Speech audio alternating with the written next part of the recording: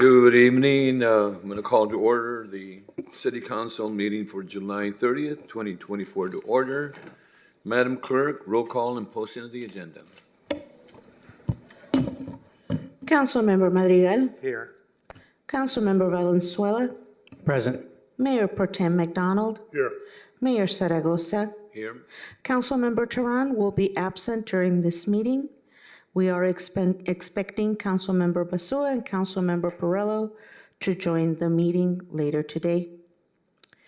Posting of the agenda. The agenda for this meeting was posted in City Hall Bulletin Board on July 18th, 2024. Thank you, Madam Clerk. Item B, do we have any public comments for a closed session? Mayor Zaragoza, we do not have any public comment for closed session. Okay, so we're going to go into item C, the closed session. Mr. City Attorney? Thank you, Mayor. The City Council will recess to a closed session pursuant to Government Code Section 54957.6 to review the status of labor negotiations and to review its available funds and funding priorities for the purpose of providing instructions to the city's designated representative, Mayor Pro Tem Brian McDonald, regarding the following unrepresented employees, the city manager and the city attorney. City Council will also recess to a closed session pursuant to Government Code Section 54956.9, Subdivision D2. Based on existing facts and circumstances, there is significant exposure to litigation against the city in one potential case regarding delays in map processing for Phase 2 of the court's housing project. The City Council will also recess to closed session pursuant to Government Code Section 54956.9, Subdivision D4, based on existing facts and circumstances to decide whether to initiate litigation in one potential case. And the City Council will also recess to a closed session pursuant to Government Code Section 54956.8 to give instructions to its real property negotiators regarding property located at 161 Wainimi Road. The agency's negotiator is Emilio Ramirez, Housing Director, and the negotiating party is Eddie Antoian. Finally, the City Council will also recess to a closed session pursuant to Government Code Section 54956.8 to give instructions to its real property negotiators regarding property located at 258 West Pleasant Valley Road. The agency's negotiator is Emilio Ramirez, Housing Director, and the negotiating party is Sarah Ortiz. Okay, thank you, Mr. City Attorney. So we're going to go into a closed session and we'll be back at 5 p.m. for the appointment items.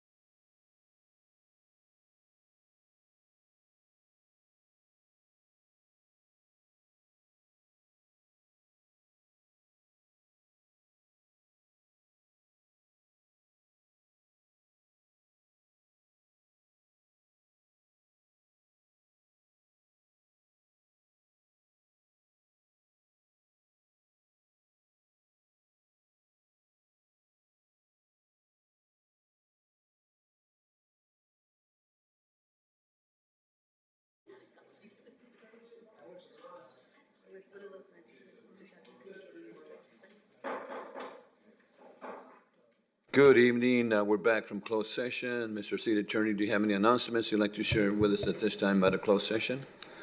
Thank you, Mayor. Regarding closed session item C4, the City Council, by a vote of 5-0, with Councilmember Tehran absent and Councilwoman Basua not participating, has directed the City Attorney to take the necessary steps for the City of Oxnard to opt in and participate in the proposed nationwide settlement agreement to resolve legal claims against Kroger Company related to alleged misconduct related to opioids. Detailed information about the proposed settlement could be found at the website for the settlement, nationalopioidsettlement.com. And that's Okay. my report. And also, we are going to meet in closed session before we adjourn this meeting today. Yes, to finish closed session business, the council will reconvene following the open session business. Thank you, sir. Okay. Mayor next- Zaragoza, Yes, ma'am. for the record, I'd like to announce that Councilmember Perillo joined the meeting at 4:38. Councilmember Basua joined the meeting at 4:48. Thank you. Thank you, Madam Clerk. Okay, our next item is item D. This is an appointment item. Subject, presentation by the Youth Coalition of Oxnard on cannabis dispensary and smoke shop advertisement targeting Oxnard youth. And who do we have a pleasure of? Where? Okay. Guys, go ahead and introduce yourself and start. Welcome.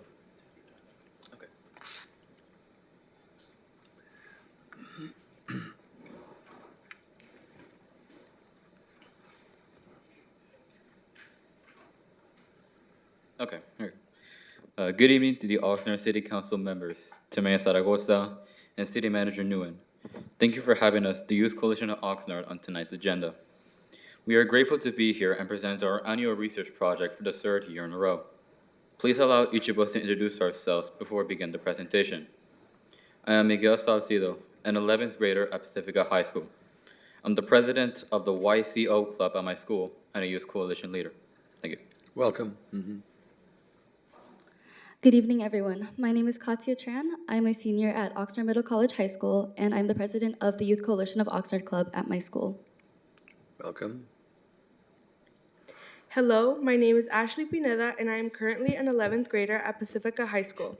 I'm a youth coalition leader, and today I am excited to share with you my thoughts on the dangers of cannabis dispensary and smoke shop advertisements. Thank you. Hello, my name is David Zavala. I am in 10th grade at Pacifica High School, and I am a YCO student leader. I plan to pursue a career in the medical field after graduation. Okay. Hi, my name is Giselle Juarez. I'm a junior at Pacifica High School and a leadership member of the PHS Youth Collection of Oxnard. Mm-hmm. Hello, I am Crystal Aguilera. I am a student leader for the PHS YCO Club, and I'm in 11th grade. Good evening. My name is Michael Segal. I'm a sophomore and a youth coalition student leader at Oxnard Middle College High School. Mm-hmm. My name is Robert Gomez. I am from Wainimi High School in my sophomore year, and I am a Youth Coalition of Oxnard student leader. We also have a junior from Oxnard High School named Sarai Silva, who contributed to this presentation, but is out of town and could not be here tonight. She is a member of the OHS YCO Club and a student leader. Thank you. Mm-hmm. During the 2023 to 2024 school year, our YCO club saw its biggest membership increase. A new batch of student leaders learned of the impact young people can make by communicating with our civic leaders. Mm-hmm. As in previous academic years, we returned to volunteer at local community gardens. We noticed that garden work had positive effects on the students, not just physically, but a majority experienced emotional and mental health benefits, while helping at both Community Roots Garden, Dr. Lopez Teaching Garden, and the City of Oxnard's Camino del Sol Allotment Garden. We learned that community gardens are now being used as drug and alcohol prevention activities as well as part of recovery programs.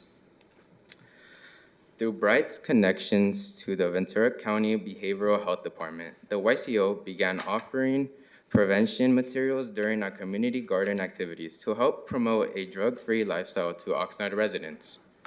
The QR code you see in this slide will lead you to the articles written by a master gardener, Susan Patterson, titled Horticulture Therapeutic Benefits, Using Healing Gardens for Therapy on the Gardening Know-How website, which the YCO utilized to do a deep dive to understand how we could use community gardens to keep Oxnard youth from falling into the dangers of addiction.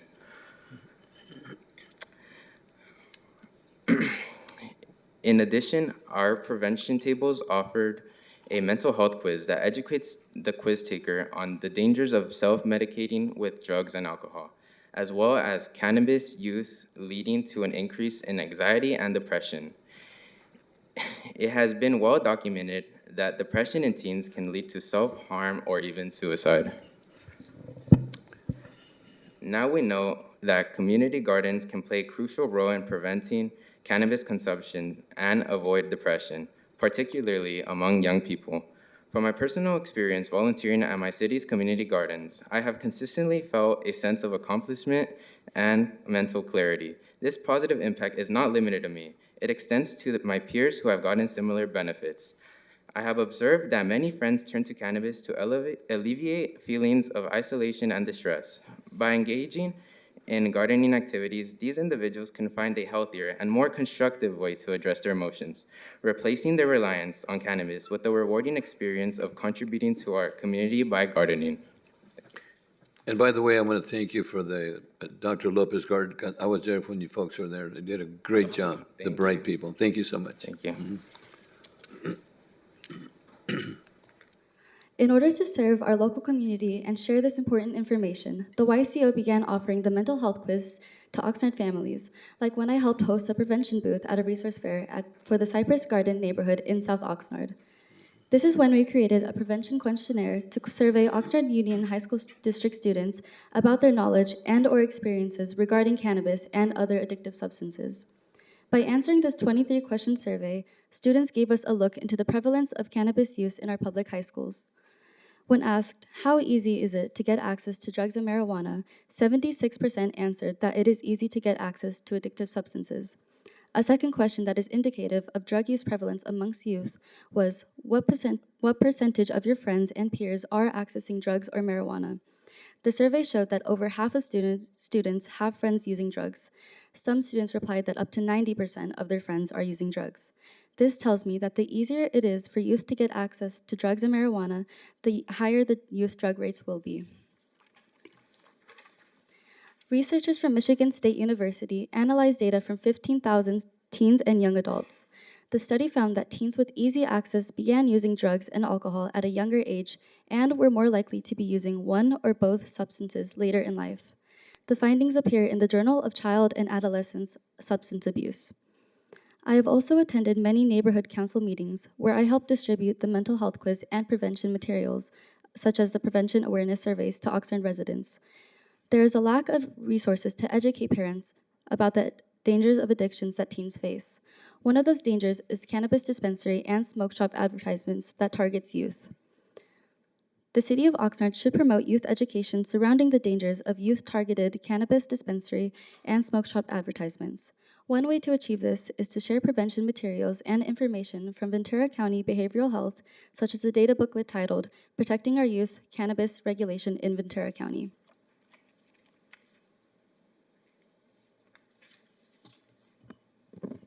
One of the ways cannabis dispensaries advertise their products is by using large-scale signs called billboards. The first billboard we found was located on North Oxford Boulevard near the corner of East Gonzalez Road. The dispensary is called the Artist Tree. It was also very noticeable that this billboard is located near Pacifica High School. As soon as you turn left on the corner of East Gonzalez Road and drive past an empty lot, you will arrive at Pacifica, which is the Oxford High School with the largest student enrollment. This means that over 3,200 students were potentially exposed to that cannabis dispensary billboard. We then began surveying students from both Pacifica and Oxnard High School because OHS is also located on East Gonzalez Road, just in the opposite direction of PHS. 193 students answered the survey questions about this billboard and what is being advertised. The survey revealed that of the nearly 200 students surveyed, 95% of Pacifica students and 78% of Oxford High School students answered yes to having seen the billboard advertisements. When asked where they thought the billboard is located, students said they knew it was on Oxford Boulevard, near PHS, by the train tracks, and that it was across from McDonald's. Students shared that the word tree is code for weed, and they knew the word dispensary means it's a marijuana shop. Smoke shops are also trying to target youth. VIP Smoke Shops, located at the corner of North Oxford Boulevard and 7th Street, has a giant teddy bear on display. The toy bear is so large it can be seen from across the street. What do teddy bears have to do with cigarettes, smoking, or vaping products? Teddy bears are commonly seen as a child's plaything that is associated with fun, emotional warmth, and comfort. If a child sees a teddy bear, skip the line, sorry. According to Discover magazine, in an article titled The Psychology Behind Cuddling a Teddy Bear, teddy bears can also help children cope with trauma. They lower anxiety, and hugging a teddy bear can reduce fear. If a child sees a teddy bear of the smoke shop, won't it elicit curiosity and make them want to go inside? Teens who grew up loving teddy bears might be tempted to check out the smoke shop. The bear makes the shop seem like a fun place and less scary. This can easily lead to youth visiting the smoke shop and become interested in the products. Thank you.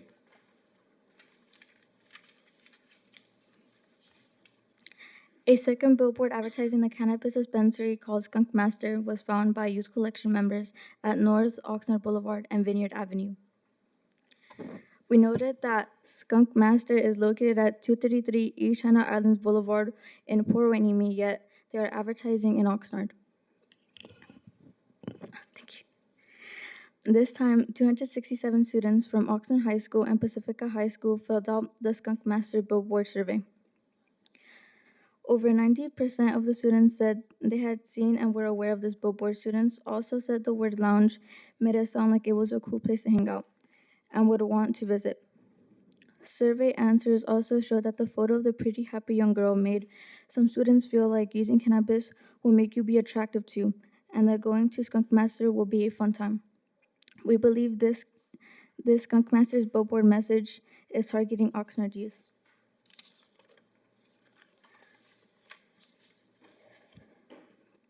I will now read a statement by Saregi Silva.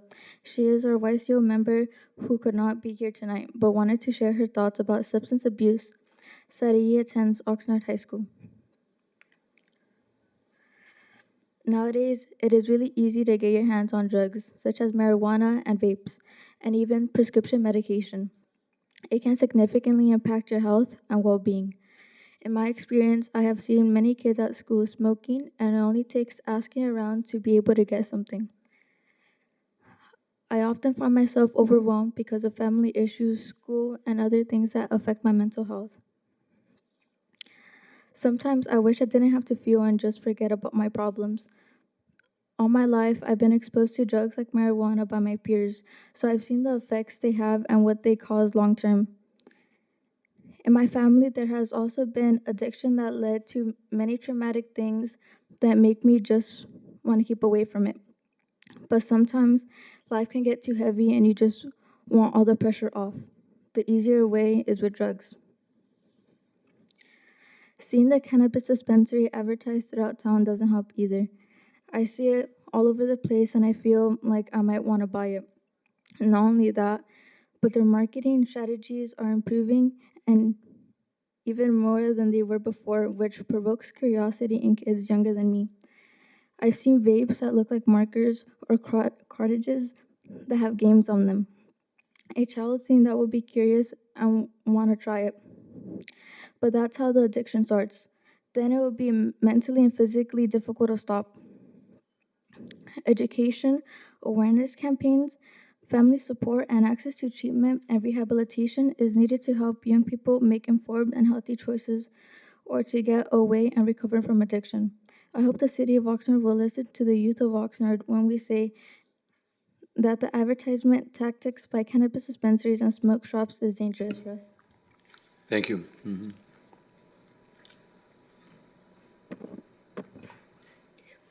In late May of this year, a second cannabis dispensary called Oxnard Holistic started advertising advertising on the same billboard that had been previously used by the artist tree.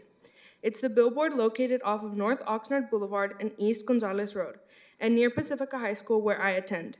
Is it a coincidence that two separate dispensaries chose to use the same billboard? To me, it feels like they are purposefully choosing this billboard because of its close proximity to Pacifica. Drugs and vaping is pretty common at school. I see it in the bathrooms and even in class. I have to see people doing drugs in the bathrooms every single day. The smell from the smoke alters my day because I can't concentrate as well as I would like to. I lost a close friend because she couldn't overcome the peer pressure to try vaping. I don't want to fall into the same trap of using or trying drugs. Because I live close to that billboard, I have to see it every day. It's on my way to and from school, or when I go to the grocery store and other daily outings. It makes me think about all the young people who could get influenced by this advertisement and start using. The word holistic means something that is medicinal and beneficial to your health. The name of this dispensary might make some of my peers try cannabis because they'll think it won't harm them since it's being called healthy or that it has healing properties.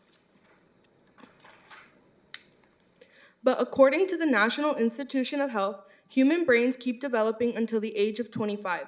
That means that high school students' brains are not fully developed and are at higher risk of addiction to drugs like cannabis and to chemicals like nicotine that are in vaping products.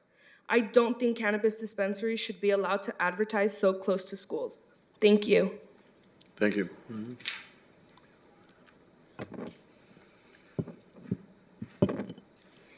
It isn't just the students from Pacifica High School that are being exposed to the Oxnard Holistics billboard. The residents living across the street from the billboard at the Metacres Vélez also have to see this cannabis dispensary advertisement when they are going in and out of the residential community. We created a survey to find out what the residents of Metacres Vélez think about the billboard. Going door to door, we distributed the survey to 90 residents. The survey was offered in both English and Spanish, which helped us get a good number of participants. We found that 80% of the participants have seen and were aware of the Oxnard Holistics billboard. 80% of those who have seen the billboard say they see it daily, and 80% of the participants said they knew it was advertising a cannabis dispensary. In correlation, 80% of the resident participants did not like having a cannabis dispensary billboard near their home. All 100% of the participants did not like that a cannabis dispensary billboard is so close to Pacifica High School. And 100% of the participants said that the city of Oxnard should implement policies to limit cannabis dispensaries from advertising near school. From this data, we can conclude that the greater majority of Metacres Vélez residents do not approve of the billboard being used to sell cannabis, and that type of advertisement should not be near their homes or their schools. Thank you. Thank you.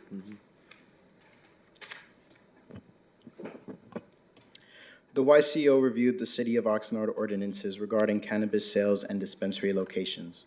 We found that currently Oxnard does not have any laws to regulate advertising practices by cannabis dispensaries. It was also shocking to find out that Oxnard has 14 dispensaries in operation.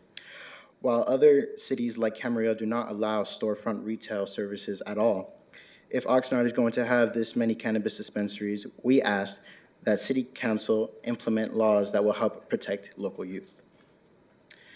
The City of Los Angeles has already implemented several laws to protect their youth.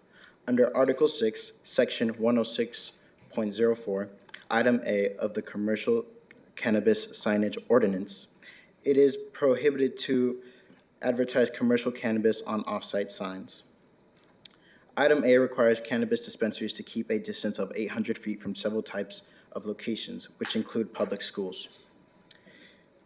Item B of Section 106.04 indicates that the required 800 feet distance will be measured in a straight horizontal line from the closest visible edge of the advertisement to the property line of the protected facility or property, regardless of any intervening structures.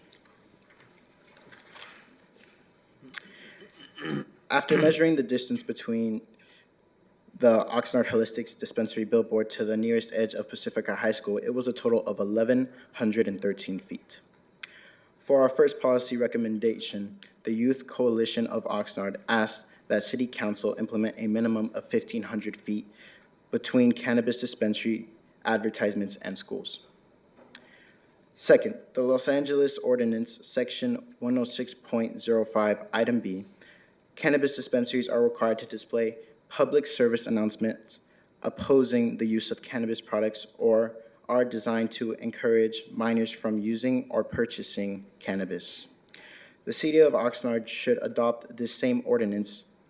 Having messages that counter the use of cannabis would help remind youth to try and stay away from using cannabis. Thank you. For additional ways to help protect Oxnard youth, our third policy recommendation is that the City Council begin implementing and enforcing some of the cannabis advertising and marketing restrictions that were passed through the California Proposition 64 state laws in 2016. In Chapter 15, 26150, Item D, the use of health-related wording is not allowed. Advertisements like that of Oxnard Holistics should be banned because the word holistics suggests a relationship between the consumption of marijuana or marijuana products and health benefits or effects of health. It is not illegal for a cannabis dispensary business to use the word holistics in its name, but we can stop them from advertising if their name could make kids believe that using marijuana is good for their health. Another Prop 64 law that would help protect Oxnard youth is Chapter 15, 26151, Item B, that says advertisements can only be displayed where at least 71.6% of the audience is 21 years of age or older. As you can see from our community finder graphic, where the Oxnard Holistics billboard is located, the youth population is 29.31%. This means that the adult population over 21 in the Meadowcrest Villas and West Village neighborhood, where Pacifica High School is located, is 70.6%. It does not meet the state standard to allow cannabis dispensaries to advertise. The fourth and last policy recommendation asks that the City of Oxnard implement 2 additional Prop 64 state laws as city ordinance and extend them to also regulate smoke shop advertisement tactics. They are Chapter 15, 26152, Items E and F. E. Prohibits the advertising or marketing of marijuana or marijuana products in a manner intended to encourage persons under the age of 21 years to consume marijuana or marijuana products. F. Prohibits either publishing, disseminating, advertising, or marketing that contains symbols, language, music, gestures, cartoon characters, or other content elements known to appeal primarily to persons below the legal age of consumption. If enforced, Oxnard residents would then be able to dispute advertisements like the Skunk Master billboard. For as our youth survey data showed in regards to this billboard, it was making teens want to go hang out at the Skunk Lounge, and they want to have fun trying cannabis like the young lady in the picture. The VIP smoke shop at the corner of Oxnard Boulevard and 7th Street would also have to take down their giant teddy bear from their storefront window, as it is a content element known to appeal primarily to children. I'd like to take this opportunity to emphasize how much we hope the City Council will take our policy recommendations into consideration. By sharing our personal experiences, we try to convey the prevalence of drug culture in our schools. I myself have seen too much, too young. During my time at E.O. Green Middle School, cannabis was already popular. I witnessed a drug exchange in my 7th grade science class, and it was widely used in the PE locker rooms. Although we understand that it may not be realistic to stop drug culture in schools, we can at least try to stop the cannabis dispensaries and smoke shops from encouraging youth to use addictive substances through their advertisement and sales tactics. We will continue to do our part by helping spread awareness and encouraging students to join this bright leadership program called the Youth Coalition of Oxnard. Thank you. This concludes our presentation and policy recommendations. Thank you, Mayor Zaragoza, City Council members, City Manager, and City staff. We would also like to thank all of our community partners at Community Roots Garden, the Dr. Manuel Lopez Garden, and the City of Oxnard's Camino del Sol Garden. Thank you to the staff and administrators at the Oxnard Union High School District and to Ventura County Behavioral Health Department. We're also grateful to Bright, our project director, Patricia Lau Cho, and the Bright Oxnard team of Oscar Ramirez and Nancy Viveros. A special thank you to all the Youth Coalition members who contributed to the making of this presentation, which with much appreciation, have a good rest of your night. Thank you. Thank you.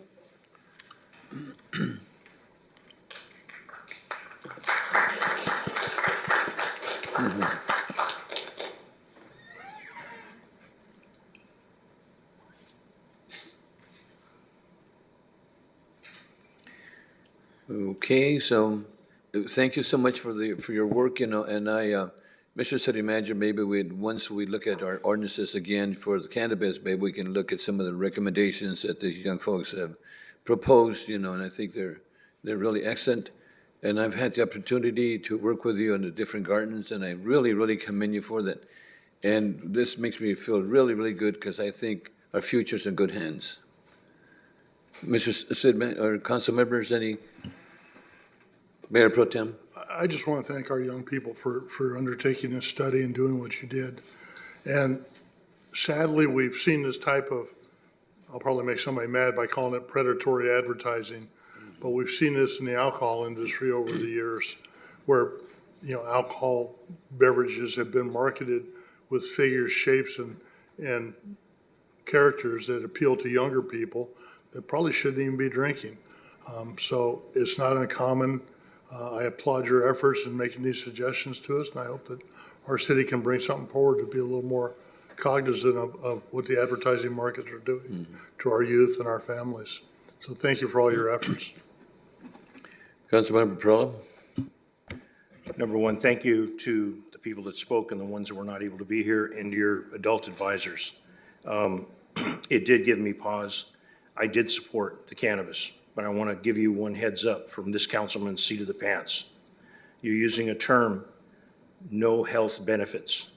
The reason I supported it was I supported medical marijuana because I have a very good friend that has grand mal seizures, bad epileptic seizures. This was the only thing that stopped it. And another friend that had gone through cancer, and this was the only thing that gave them an appetite so they could eat. Your points are very well taken. This is what they call the road to hell is paved with good intentions. We were looking to do this, and you've brought out some good things. I would ask you all one question. Did the city of Oxnard make a mistake in approving the sale of marijuana in the city? Those are my questions, Mayor. You don't have Those to. are my comments. You don't have to answer the Thank you question. very much. Council members? Thank you, Mayor. I just want to commend all of you for all the hard work you did, and to your mentors and your teachers. You guys are doing an absolutely great job. Thank you for bringing this forward, and I, for the record, do see the advertisement when I drive. And again, thank you so much for being here today, I'm sorry, Councilmember Valenzuela. Yes, thank you all very much for coming out here. You're doing policy level that took me until I was almost done with college to start doing. So I appreciate you bringing this forward here and with recommendations and looking forward to what else you provide for the city moving forward. Thank you. Madrigal? Yes, thank you for the presentation. Thank you. Living in that particular area of the city, I do see the advertisement. At the same time, though, I do see teenagers that live nearby my house that, are vaping, smoking marijuana, but they are not coming, that marijuana and those vapes are not coming from the smoke shops or from dispensaries. We do have a culture of, the other market, the illegal market that's still kind of going around, and it affects our neighborhoods, and sadly it affects our youth. It's very easy for any of you to get a vape within 5 minutes just using your cell phone. And all of you know that that is true. It's very easy to get, and you don't even have to open your wallet because everything will be done digitally. You'll pay for the vape digitally, and someone will knock at your door or meet you somewhere, and that's yours right then and there. So that's something else that we do need to look at. But thank you for your presentation. And when this does come up, we should be considering some of these things that will block some of the advertisement from our youth. So thank you very much. And thank you so much. And again, you forgot to introduce the boss. We put you right behind you guys. You turn around. Come and say hello to us, because I know the Youth Coalition of Oxnard has done an excellent job. Mayor and City Council members. Thank you so much. Actually, I wanted to say how grateful we are that you will always so welcoming to our youth. And, Absolutely. they did such an excellent job this year. it's already summer, but they still kept working past the academic school year because they wanted to do this presentation for you. So thank you again for having them. So put your hands together for the Oxnard Youth Coalition. Thank you so much. And thank you for the report. Thank you so much. So you guys going to McDonald's now, is that correct? That's it. Thank you so much for coming in. Thank you. Mhm. Our next item is the subject presentation by the California State University Channel Islands. No? Oh, no, that we're still under appointment item is Dr. President Yu of the State University of California, and I also see Selena with us here today, so Dr. Yu, you're on. Welcome. Good evening, everyone. To start out, I want to express my deep appreciation for the ongoing support and dedication that the City of Oxnard, all of you, our elected officials, and the entire community have provided CSU Channel Islands over the years, and I'm honored to have this opportunity to be with you this evening on behalf of our entire campus community, so thank you for that. Mm-hmm. Okay. And I'm proud to report that CSU Channel Islands continues to evolve, driven by the dedication and passion of our faculty, staff, and students. And despite the challenges of the past several years, we are committed to enhancing the university experience, building stronger community connections, and addressing our most pressing regional needs. And in this post-pandemic era, we're facing unique challenges in higher education more broadly, but we are responding with remarkable developments that highlight our commitment to academic excellence and positive impacts on students, families, communities, and the regional workforce. And the demographic landscape of Ventura County is changing, with the average age of residents increasing steadily. The median age of residents in 2021 stood at 38.7 years old, a notable rise from the 34.2 years of age recorded in 2000. And as our county's collective median age has risen, we are seeing declining enrollment in our P-12 schools, community colleges, and four-year universities. And at Channel Islands, this decline has been precipitous, creating significant financial challenges. And there are other factors contributing to enrollment decline, including a public perception that the value of higher education is decreasing. And that's a belief that is not based in fact or data. Though routinely featured in headline news, the data underneath the headlines tell a very different story, according to Sally Amoruso of the Education Advisory Board, which is a nationally recognized consulting firm specializing in education, technology, and research. For example, contrary to the narrative that a college education means lifelong debt, most borrowers owe less than $25,000, which is significant, but is less than a car loan, for context. The narrative that the return on investment in a college degree is declining. However, the wage premium of a college degree, especially at the bachelor's level, is at a near decade high. The narrative that degree holders aren't any better off than their non-degree holding peers, but college graduates have higher rates of job satisfaction, financial well-being, and health. And the narrative that employers don't care about degrees anymore. However, hiring behaviors have not changed. Job postings may not state a degree requirement, but employers are still more apt to hire college graduates. And if you'd like to have access to Amoruso's work, please contact my office. Her findings at the national level are consistent with our local data, as outlined in the 2023 Ventura County State of the Region report by the Ventura County Civic Alliance, which found that education pays, though a significant portion of American people appear reluctant to believe it. And other factors impacting enrollment and student success are legacies of the pandemic, such as the sometimes staggering learning losses we've seen in P-12 schools, and deteriorated social skills, inability to regulate behavior, and elevated concerns about mental health in higher education.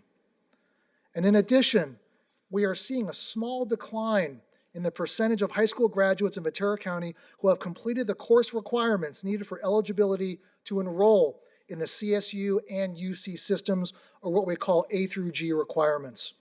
These requirements, completed by 49%, of the county's high school students in 2021 were completed by only 46% in 2023. And those numbers reflect completion rates for all graduates. These rates are still lower for high school completers with disabilities, for our foster youth, homeless youth, graduates who are socioeconomically disadvantaged, and those who are minoritized by race and ethnicity. And with this overarching and broader context in mind, what is the future for our university? More importantly, what does the current and future state of the university portend for the human, community, and workforce needs of the region we serve? And the good news is that challenges hold the seeds of their own solutions. Or as the business strategist Ron Holiday put it, the obstacle is the way. And our student body tells the story of our success, theirs and ours. I know it's cliche to say that diversity is our strength, but cliches exist because they are grounded in a well-known truth. And our truth at Channel Islands is that student diversity is one of our most impressive strengths. It what teaches us how to be great, how to ensure we are serving the needs of all learners and experiences that emphasize hands-on experiential learning, often through direct engagement with the incredible physical assets and industries of the region we serve. And while it's true, Mr. President. Yes. That 60.9 student Hispanic, that's significant. Yes. I didn't realize it was that high. we are a proud Hispanic serving institution, Seal of Excelencia, recognized 2 cycles in a row. And then the first generation, 60%. Well, Yes. that's very significant. Wait. I just wanted to share that because it's so, in fact, all 4 items are very significant. I would say our students and what they bring to our campus community are the heart and soul of our institutional identity. I could tell right off, you know. And wait till you hear about the Oxnard specific data. I wonder, I'm sorry for interrupting, but that one, that's so significant, I I think. appreciate you emphasizing that. Thank you, Mr. President. And so while it's true that students are facing some of the toughest challenges in life, are less likely to graduate from high school having completed the A through G requirements for the CSU and UC, this is not the future that I envision with my colleagues at Channel Islands and in our P12 and community college systems. And this is a tangible area for collaborative corrective action, which will have tremendous consequences, not only for our enrollment trajectory, but for the health, happiness, and well-being of more young people and their families in Ventura County, leading ultimately to a more vibrant future for the region. In fact, our campus is embarking on a strategic planning effort designed in part to improve how we work with our P12 and community college partners. In March, we established a memorandum of understanding with Fillmore Unified School District, Santa Paula Unified School District, and of course, Oxnard Union High School District, introducing a guaranteed admissions program to CSU Channel Islands for those who meet the A through G and GPA requirements. And within the past 2 months, these MOUs have grown to include Oak Park Unified School District and Simi Valley Unified School District, and we're finalizing MOUs with Conejo Valley and Moore Park Unified School District as well. In addition, the Ojai Unified School District has expressed interest, and even the Santa Barbara Unified School District has also reached out to us. And through this agreement, we can now work with our 9th graders and their families as they start their high school journey to ensure that A through G completion is an expectation from the very beginning, and that a clear pathway to a 4-year university is at the forefront of their planning. And I want to help lead an effort to develop a truly unified educational ecosystem, potentially from birth through graduate school. And what a vision if our early childhood P12 community college and university systems could ultimately grow together towards becoming Ventura County's P20 public school system. And as it relates to our students from Oxnard. Mayor? Yes. Go ahead, Councilmember. Before we go, if we can go back to that, I heard you mention, beg your pardon, but I need to ask this before it slides off. I live in a school district that's not addressed here. I don't see the Rio School District addressed.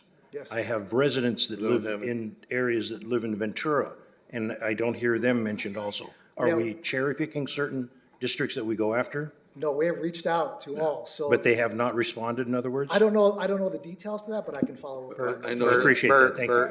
Bert, it's only for high school students. Yeah, El Rio's high only school. K So through it's 8. for 9th graders. Which one? They're all high school. Okay, okay. One of the things too, Mr. President, I like that guaranteed admission. Yes.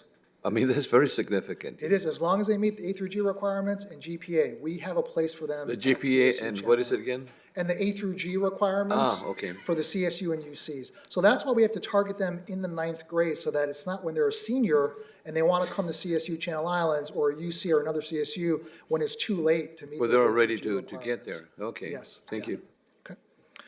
And related to our students from Oxnard, we have much work to do, but a solid foundation to build upon. When looking at the college-going rate of Oxnard Union High School graduates from 2019 to 2022, we know that 71% attend college within 1 year of graduation, and I believe the state average is approximately 62%. And of this group, 74% attend a community college, but only 6% attend a UC, 11% attend a CSU. More specifically, only 5% of our Oxnard students enroll at CSU Channel Islands. And so with this data in mind, our goal is twofold. To first increase the successful degree completion rate at community colleges and subsequent transfer to CI to complete their 4-year degree, and 2, to increase the number of Oxnard students coming to Channel Islands right out of high school.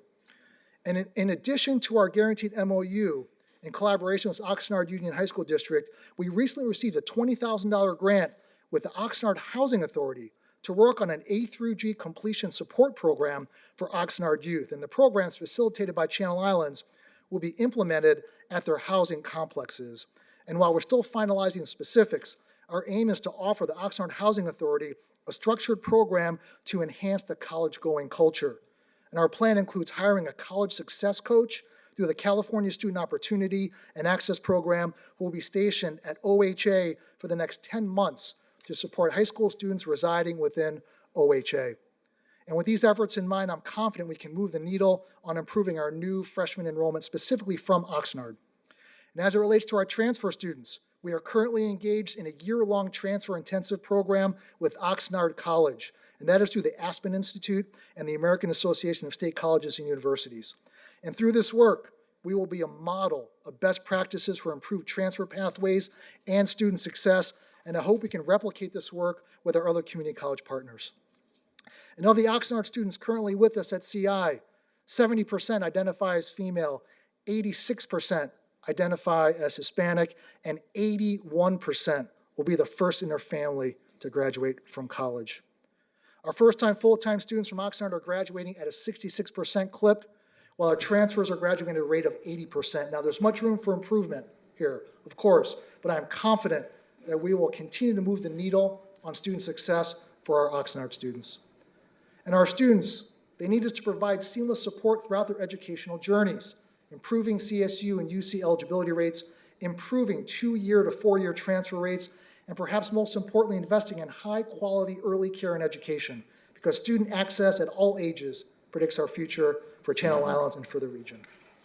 And while the goal of creating seamless partnerships across our education systems is important, it would be a mistake to ignore the critical role that cities, businesses, and nonprofits play in enriching and extending the power that formal education systems provide.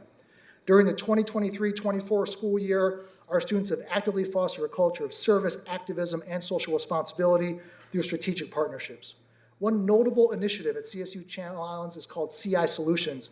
This is a self-support, student-run consulting firm founded in 2020 by Professor Aiken Pelevin. It offers students paid positions to gain hands-on experience in advertising, design, brand development research, and web marketing. And this initiative provides diverse opportunities for students across all majors to work on real-life business challenges with small businesses and nonprofits while making a positive impact on the community.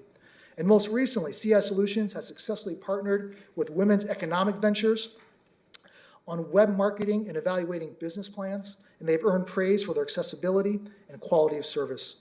And CI Solutions has not only transformed student experiences, but also made a significant impact on local businesses and nonprofits. Specific to Oxnard, they have worked with the Downtown Oxnard Improvement Association, CBC Federal Credit Union, the Clean Energy Catalyst Technology, PinPac, and the Juneteenth celebration of Oxnard. And in a more holistic approach, and part of our CSU-CI 2030 One Health effort, which I will talk about in just a minute, our CSU Channel Islands Service Corps program has empowered student leaders to promote service, service learning, and community engagement in Ventura and Santa Barbara counties. This off-campus high-impact internship continues to strengthen student success by fostering closer ties between the campus and the local community. Our Trail Corps program, focused on trail restoration and conservation, recently received a $4,500 donation from the Santa Monica Trails Council, and this initiative aims to connect students with nature, cultivate future volunteers, and enhance students' civic and professional skills.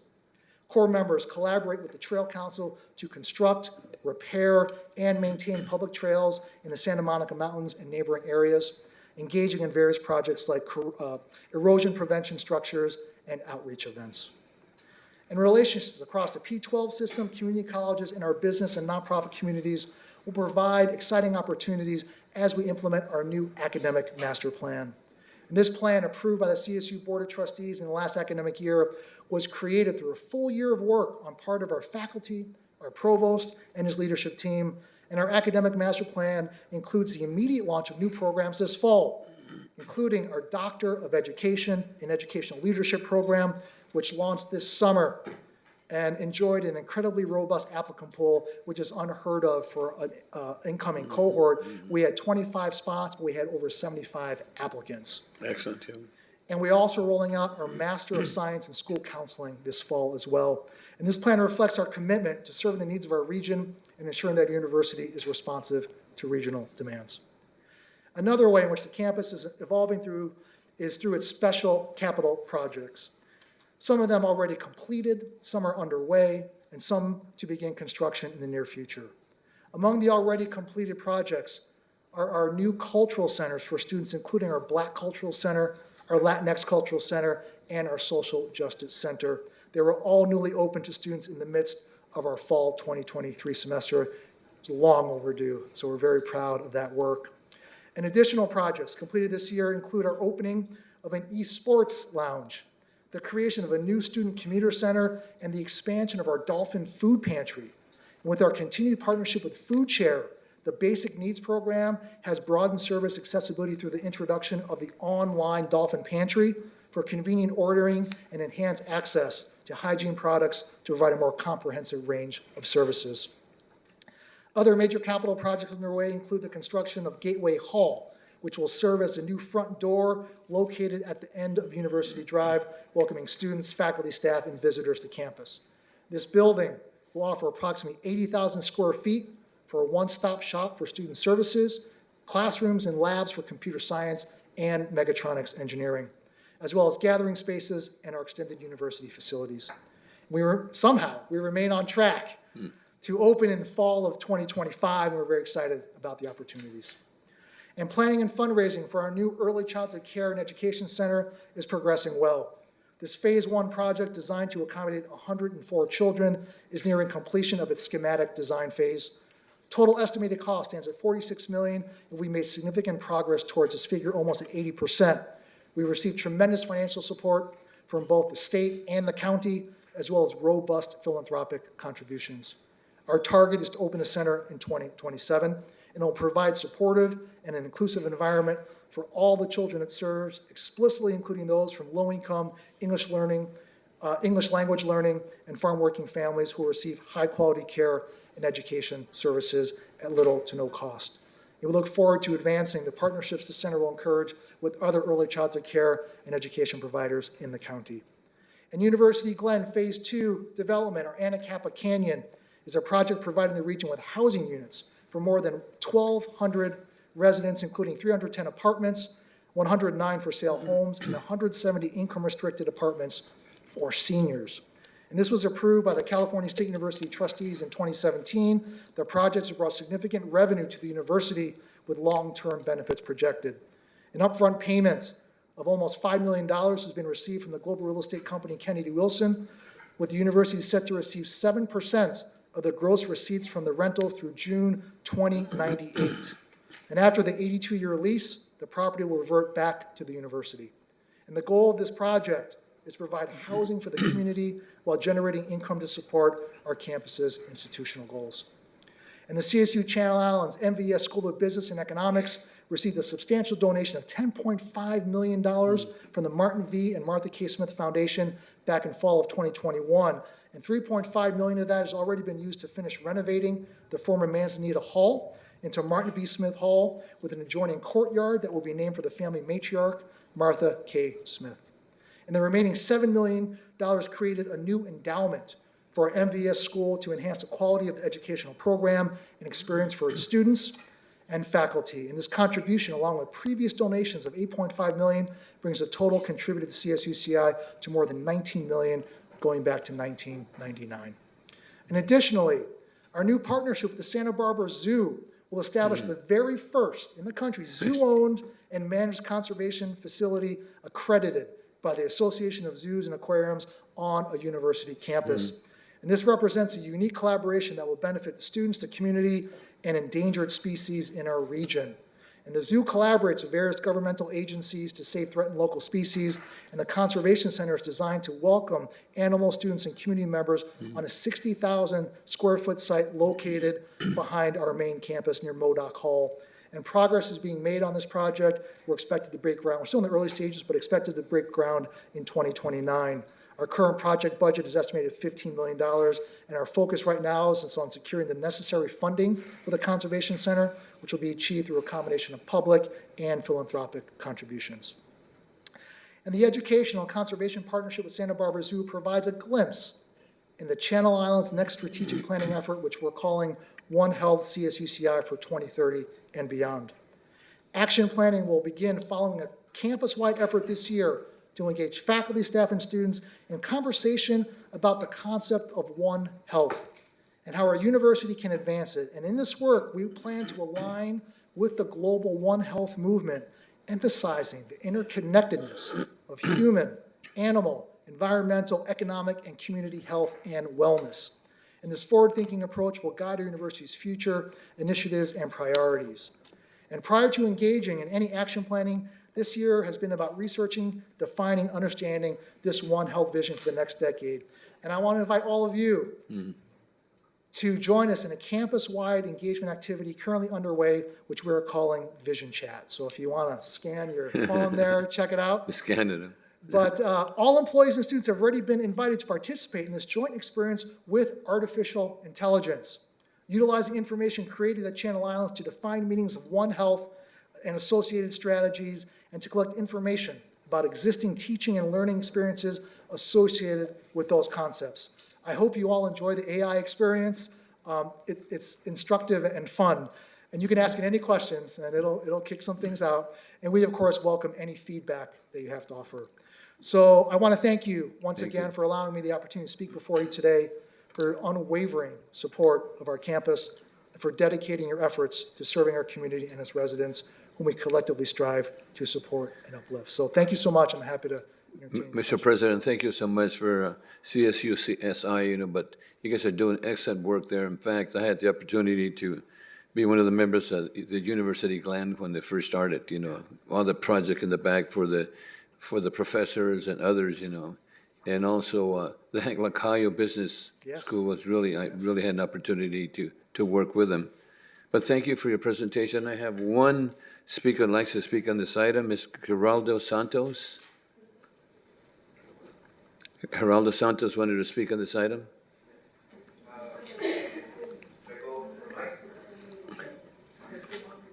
See what he has to say, Mr. President.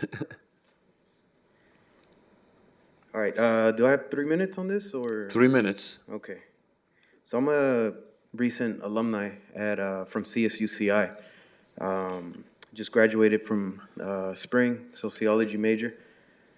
I participated in the encampments for Palestine this summer, and it was an experience that is unforgettable. It's an experience that extends the work that I did in my education career. Understanding theory is one thing, but putting it into practice based off of the critical analysis of the state of the world and what goes on within our communities as well is very important. especially when we are to make action based on these analysis. Now, the way that the encampment ended is definitely disappointing. And of course, we all try to look for somebody to point blame at, for example, the president of the school. But we know that behind one powerful person, there is another powerful person. Behind that powerful person is another powerful person, and so on and so forth.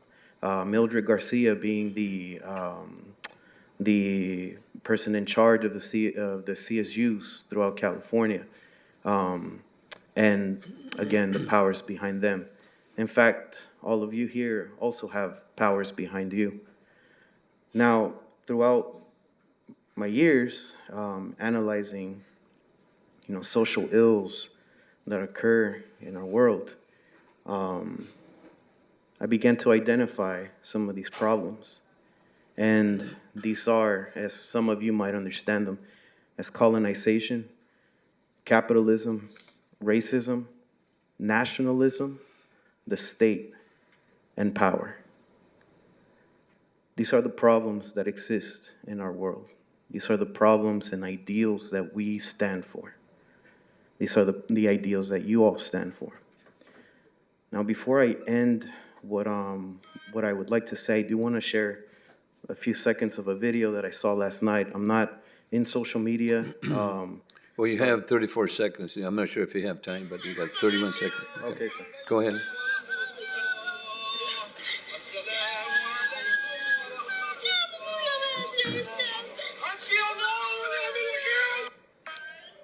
This is a child that is holding his father's sandals, his dead father's sandals. Before this end, I just want to say that today, I am that child's father. Tomorrow, as I get in my car, purchase gas, cast a vote, pay taxes, I am his oppressor. I have been complicit with a centuries-old genocide. Thank you, Mr. Santos. Thank you. Thank you. President, you really enjoyed your presentation. You're doing a lot of good things, for the university. And it's a diverse university, which I think is extremely important. And the statistics you have, I think, are excellent because there's a lot of opportunities for some of our underserved communities that would not be able to attend. But thank you for your good work, and I know that Selena's done a really good work. I know she didn't make the presentation, but I've known her for years, and she also helped my daughter and she ended up with a master's degree too. My granddaughter, excuse me. So, council members, before we go ahead, Mayor Pro Tem. Well, I just want to say thank you for the presentation. I found the figures and the numbers of people who go to community college and then to the CSU system very interested in that. I started out in community college, did 2 years there, went to Cal State Long Beach, got my bachelor's, later on went to Northridge for a master's, and then did some other program for another degree, but it was outside of your system. But it's a wonderful educational system. I was fortunate to be able to participate in it. So thank you for all the work that you and all your staff do and that your young people are doing because they're our future leaders. So we appreciate it. Thank you, sir. Councilor Madrigal. Thank you very much. Appreciate the presentation. Thank you for the presentation. Education's like my big thing, and I do want more and more people here from the city of Oxnard to graduate get the 4-year degree, get a bachelor's degree, get a master's degree, and wherever they choose to go, and if that's Cal State Challenge, great. And I do understand being a first-generation college graduate, some of the difficulties in graduating, and I know you had many statistics, and you may not have them here with you, but hopefully you can get these to us in the future. But what is the retention rate for like Oxnard students particularly? Yeah, I actually have some of that data here. The 1-year retention rate, hang on one second.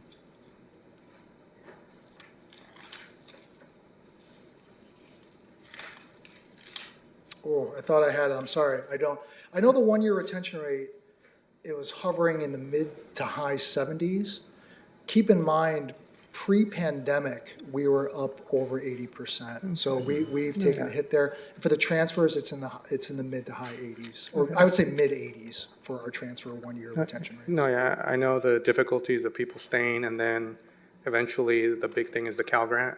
Once you lose that after 4 years, paying for college, it does become a little bit more difficult. And what is the 6-year graduation rate for Oxnard students?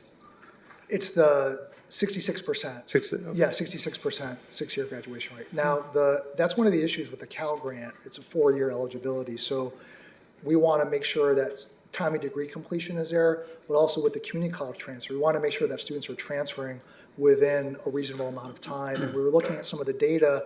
Our average number of units earned for incoming transfers, not at Oxnard, but just broadly speaking, I think it was in the low 80s.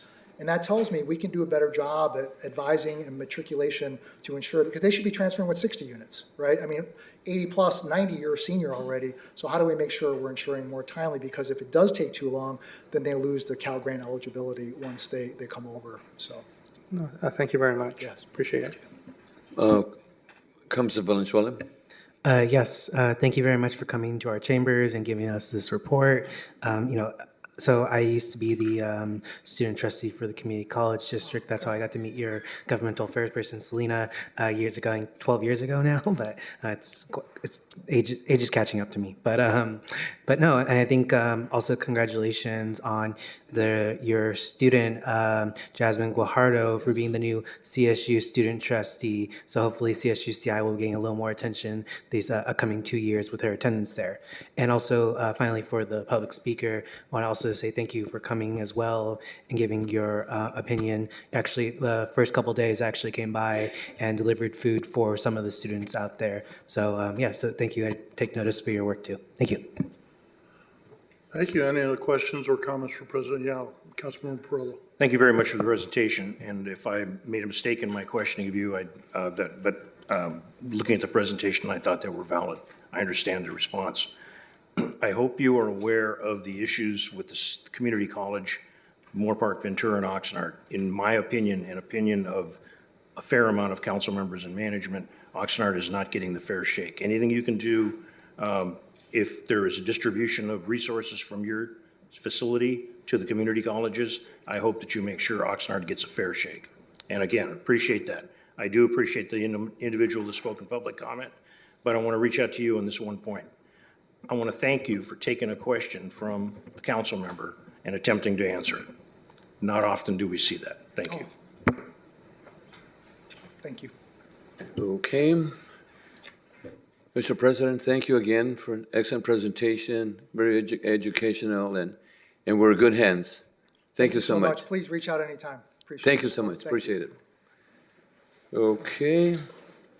So now we're ceremonial items, and this is going to be our opening ceremonial items. But before we salute our flag, I just want to share that I'd like to take a moment of silence for an individual by the name of Denny Lemester. He was a student at Oxnard High School back in the early early 60s, maybe 50s. And he was a student, he was a left-handed pitcher. At a very young age, he got drafted to the Milwaukee Brewers and finally ended up playing with the Atlanta Braves. And I just want to share with you that he passed away here 7/24, lived in Oxnard most of his life. In fact, he also played with several other individuals like Kent McMullen that played for the Dodgers. So I just want to give my condolences to the Nemester family. And with that in mind, please join me for a salute to our flag. I pledge allegiance to the flag of the United States of America and to the republic for which it stands, one nation, under God, indivisible, with liberty and justice for all.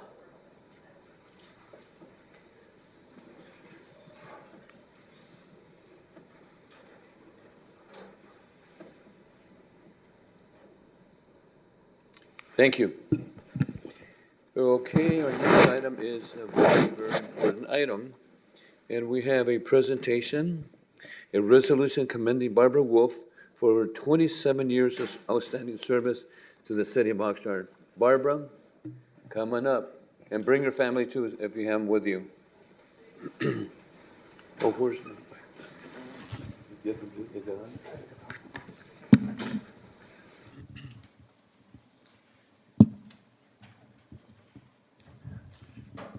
Oh, the whole chamber is your family, huh? Barbara, thank you so much. Stand by here next to me. Hi, how are you? Hey, the boss. Hi, Mia. She's the boss. Okay, this is a resolution of the City Council, City of Oxnard, commending Barbara Wolf for her 27 years of outstanding service to the City of Oxnard. Whereas Barbara started with the environmental career with the City of Oxnard in 1996 with the Refuse Solid Waste Division with a focus on waste reduction and recycling programs. During his 27 years of tenure with the city, Barbara had the opportunity to expand into environmental and sustainability programs and projects. This includes being a member of the City Green Sustainability Team, being a contributor to the Energy Action Plan, and over the last several years, an integrated member of the City Water Conservation Program. Whereas Barbara has consistently demonstrated professionalism, integrity, and strong work ethics throughout her career, he has positively impacted the city of Oxnard and its residents through her tireless efforts to promote water efficiency and sustainability.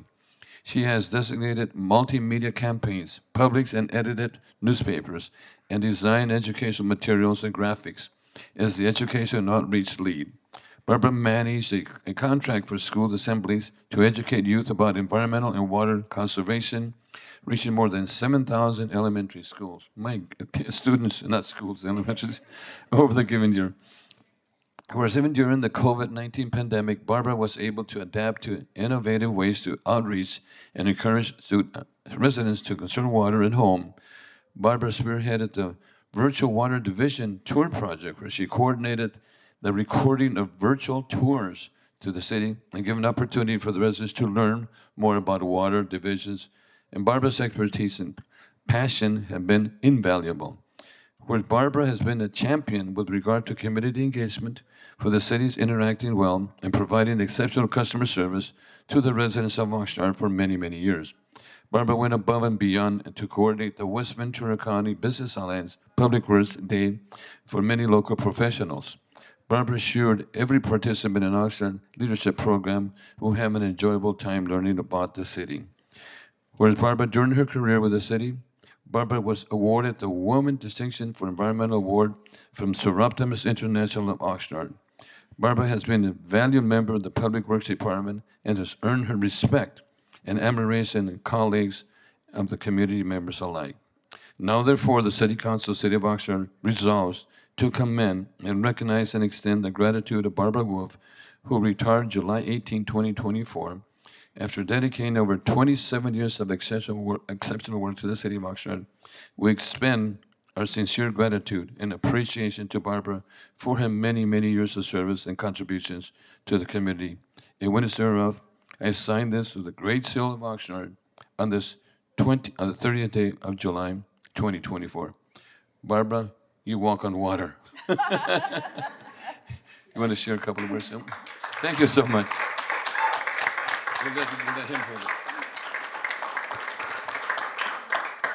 I'd like to thank Mayor and Mayor Pro Tem and the council members, and I also want to thank my coworkers, my colleagues, my managers, who've all been very supportive, and it's been a privilege and an opportunity to serve the community here in Oxnard, and it's been very memorable, and I will miss a lot of people too, so I'll still be around. Thank you so much. I know your boss would like to say a couple of words.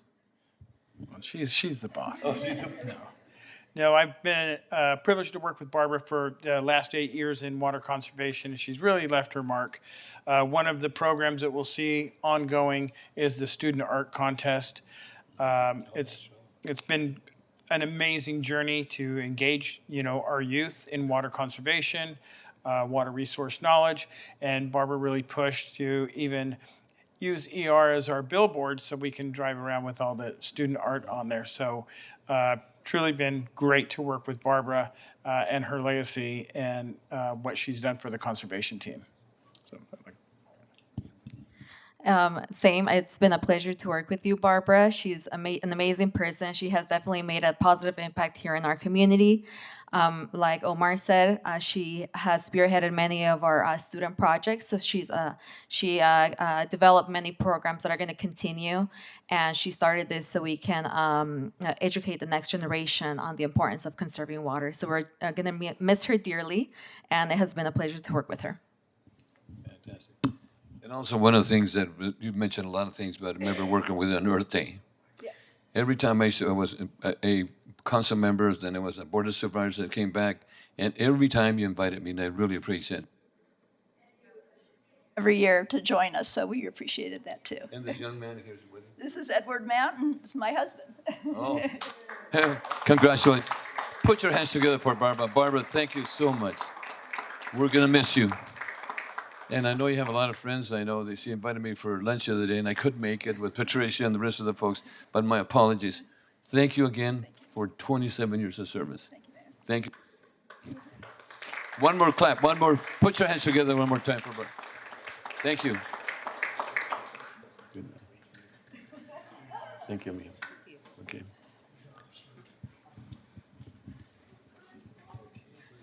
That's it.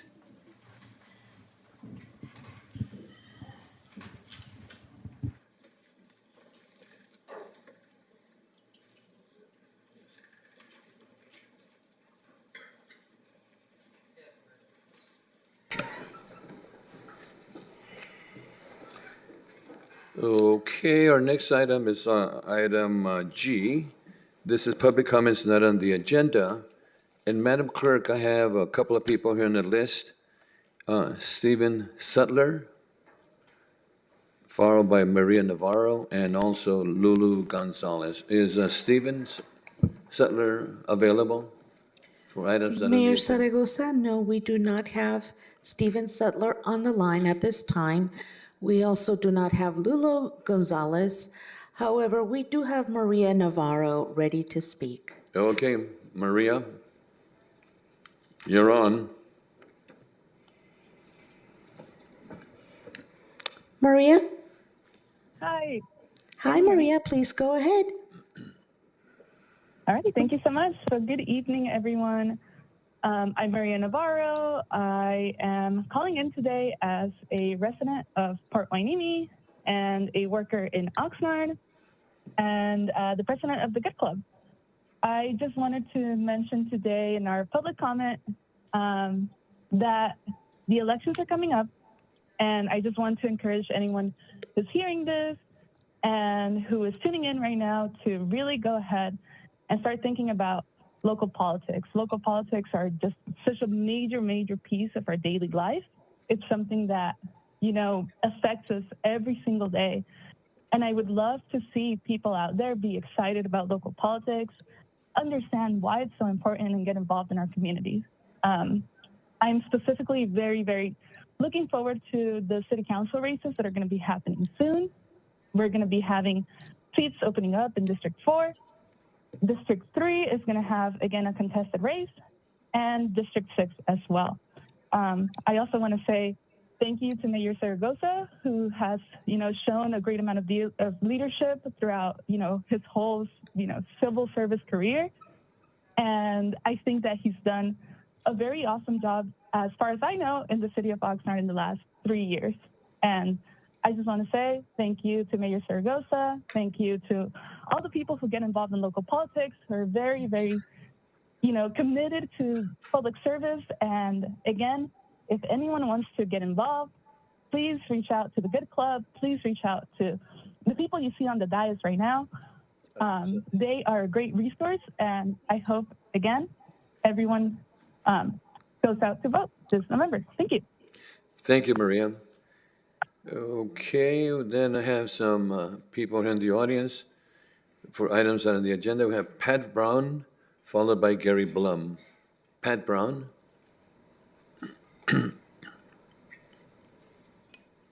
I know I've brought up this topic before on items not on the agenda, but it's been quite a while, and I've given you some time to think about this. Oxnard Boulevard, from 7th Street down into almost to the 5 Points intersection on the east side of the street is all just nothing. We used to have car dealerships. We've got a bunch of big buildings from a car dealership still there, not being used. And then north of there, we have all of the used car lots, and people were actually destroying those cars at night. And that's why I ended up having it closed, because they take the tires, they take the wheel, they take anything they could get out of these cars that were parked there. What we need to do is to upgrade our downtown area a little bit along Oxnard Boulevard, because that's where most of the traffic goes through.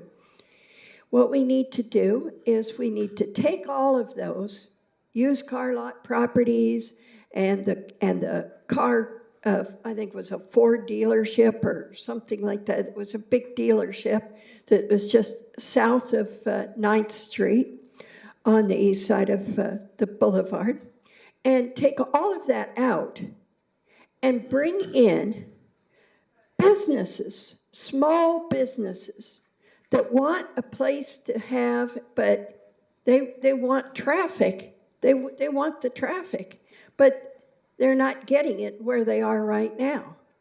I'm sure that you can think of some that should be there, or businesses that haven't been and want to be there, new businesses.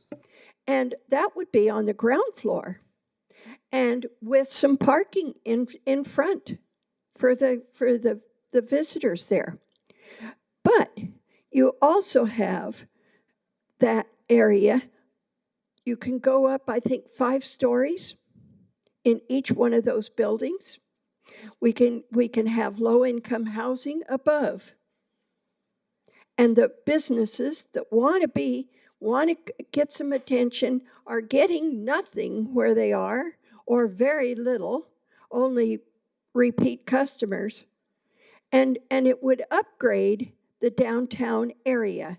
We don't have to ignore it and keep putting in more stuff on the north side of the freeway, then this just goes to pot. Thank you, Pat. Thank you. Gary Blum, followed by Arlene Carter.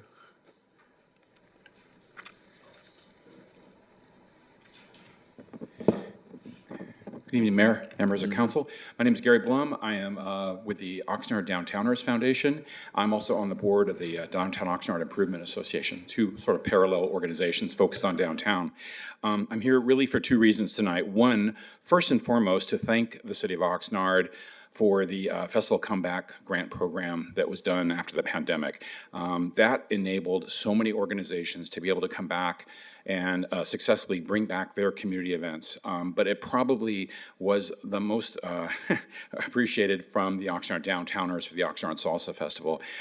We're probably the last event to come back, and we just did that this past weekend, and we could not have done that without that grant program and that funding. We parceled it with some other funding we had, but it was very significant. We are super appreciative of that. Number 2, we also wanted to report on the huge success of this past weekend. We were ecstatic with the attendance, despite some social media that might have said otherwise. There were over 10,000 people that came back to the festival. It was incredible to see hundreds of happy salseras dancing, residents in the community that enjoy it. And I was just recently, through our POS system, seeing the dots of where people came from all over Southern California and 2 other states. So that's a huge economic impact into downtown and into our city. And we are working on next year's plan. We're going to be taking in some of the comments and constructive criticism that's been suggested. But we were here just saying thank you so much for making this happen. And letting us bring back what we think is really the standard of a quality event in downtown and the benefit of it for everyone in the community. Thank you so much. Thank you, Gary. Our next, Arlene Carter, followed by Reverend Runyon. Good evening. Thank you, Mayor and Council. I'm here again. I was here a couple of weeks ago. I'm going to be short. My heart goes out to the Commission on Homelessness. I know that that has been canceled, but it has been canceled every month, as far as I'm told. And I was told that there's not enough people on the quorum. And I wanted to know, how do we make a quorum so we could have a meeting? Because I think that's needed in Oxnard, especially for the homelessness. And I don't think any woman should be out on the street at night. So I think we need to see what we can do, and I'm willing to help. Thank you. Thank you. Okay, our Reverend Runyon, followed by Brenda Holmes. Mayor, Mayor Pro Tem, Council, City Manager, I've been scared to come back since last time you gave me a tongue lashing, but I deserved it for not paying attention to what was going on. So I got up and said some things, and you kind of told me to pay a better attention. So I will do that, and I appreciate that. I want to, though, be very candid and say that I came up here to thank you, Mayor. I think that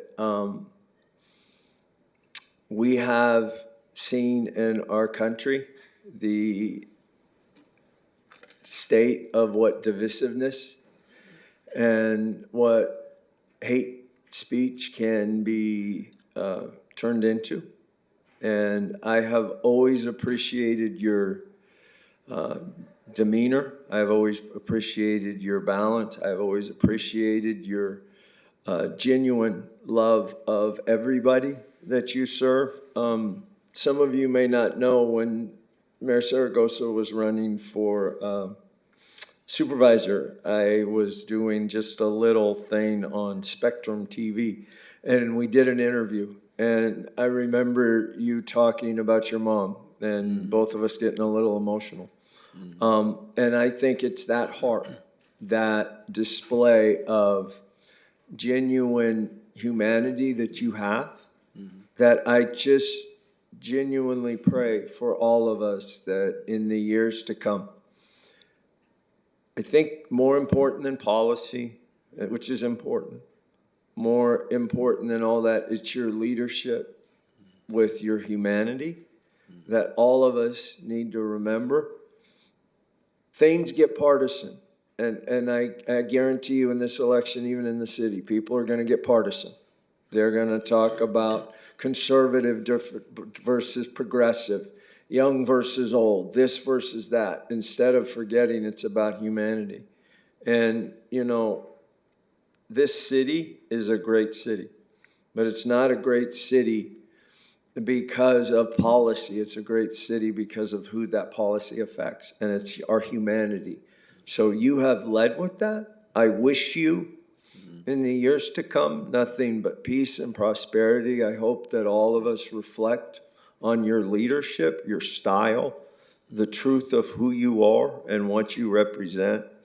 And I could not be happier to have known you, and you've always supported my work and everything we do. So thank you from me, thank you from the citizens, and I just wish you the best in the years to come. Thank you. Thank you, Reverend. Okay, Brenda Holmes, followed by Brian let me see, Crinsley.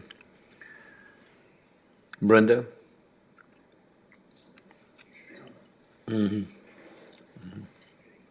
Yes.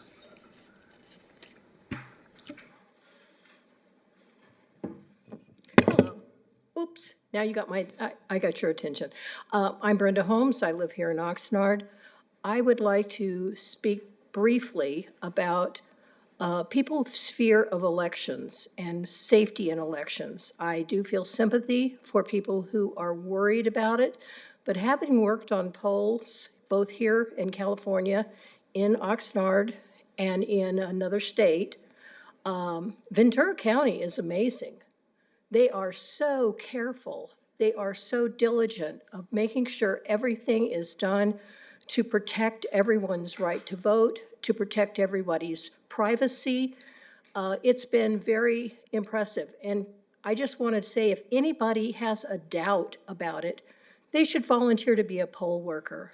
Go and actually spend some time helping people vote, getting the information back to the courthouse, and you can see how absolutely secure Ventura is. Thank you. Thank you. Thank you for your service. Thank you. And Brian, K-R-I-N, Crinsley, I'm sorry, Brian, followed by Kathy Morgan. So my name's Brian Crinsley. Oh, good. Pleasure to meet you, sir. Thank you. Thank you for having me. I am here to actually respond, but I will simply pile on to what Brenda Holmes just said about the importance of voting and the importance of having people able to vote. I understood that United Sovereign Americans were going to present to this council tonight. It appears that they may not. However, whether that's true or not, the way that California does do polling and voting is incredibly important. It does it well, and it includes just about everyone who wants to vote and is legally entitled to. I would like to continue that. Certainly, as a voter for the last 35 years here in Oxnard, it's important to me and to my wife, who is currently handicapped and often cannot make it to the polls on the day of the polling because of certain issues. However, the state of California allows her to vote, and I appreciate that. Because of the fact that we do this, I would like to protect that. Thank you very much for hearing. Thank you. Okay, Kathy Morgan, followed by Albert Diaz. It is, I think it's. Good evening, Mayor and City Council members. My name is Kathy Morgan. I am co-president of the League of Women Voters of Ventura County, and I am here to speak with you this evening about voting integrity. There has been a group going around to various city council meetings and board of supervisors meetings claiming voting irregularities in our election system here in Ventura County. The League of Women Voters at the local, state, and national levels believe that increased accessibility to the electoral process is integral to ensuring that every American can express their right to vote. Leagues across the United States work year-round to promote pro-voter reforms that both preserve our existing rights and provide flexibility for casting ballots in order to be inclusive of historically underserved communities. While we have made progress in expanding voter access, many people still face disproportionate challenges to participating in our elections due to factors including health, age, race, and gender. Our democracy is strongest when every voice is heard, which is why we strongly advocate for measures to make voting more accessible. The Voters' Choice Act, which Ventura County has adopted, provided measures that makes voting more accessible. This act was established by Senate Bill 450 in 2016 and allows counties to conduct elections under a model that provides greater flexibility and convenience for voters. This election model allows voters to choose how, when, and where to cast a ballot by mailing every voter a ballot, expanding in-person early voting, allowing voters to cast a ballot at any vote center throughout the county, no matter where they work, providing secure ballot drop-off boxes locations throughout the county. I support our current voting system. It offers more options for voters and has thus increased voter participation, allowing more citizens to make their voices heard. Multiple safeguards are in place to make sure that all eligible votes are counted and ineligible votes are not. Our Registrar of Voters has done her due diligence in making sure that Ventura County is in compliance with state law and best practices, and we should offer her our support. Thank you. I would also like to ask you to keep your eye open for our candidate forums that the League will be hosting in the upcoming months. Thank you very much. Thank you so much. Okay, Albert Diaz, followed by Pamela Hillebrand. Mr. Diaz. Hi, good evening, everyone. Thank you all for all the jobs that you do for us and everyone that's included in the city of Oxnard. I really appreciate all that you do. Essentially, I wanted to address an article that came out in the Ventura County Star. It was the title of the article was "Amazon Warehouse Brings Oxnard Extra $17 million a Year in Sales Tax at Other Cities' Expense." And so I kind of I reject the premise of this article and the fact that it's at the other city's expense, because what it says here is, let's see, our city manager Alex Nguyen says here that Oxnard is treating the $17 million annual boost as temporary, and it's careful not to use it to justify more spending programs. And then it goes on to say, quote, "We're not using that money for anything new. We're doing it for the work that the city needs, roads, parks, and we're not adding anything to the Amazon money." And that one of the reasons for this Amazon facility was for the jobs. And I love that part. I love that. Most of it was jobs. I think it said 75% of the jobs there were filled from the people of Oxnard. Love that.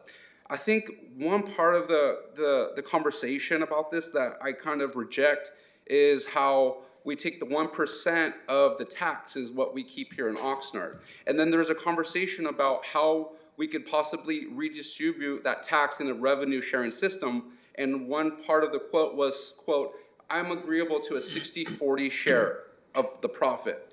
And I think that for me, I think the only concern I have is I kind of want to be a little bit more hands-on with the money. I want that to be ours, all of Oxnard.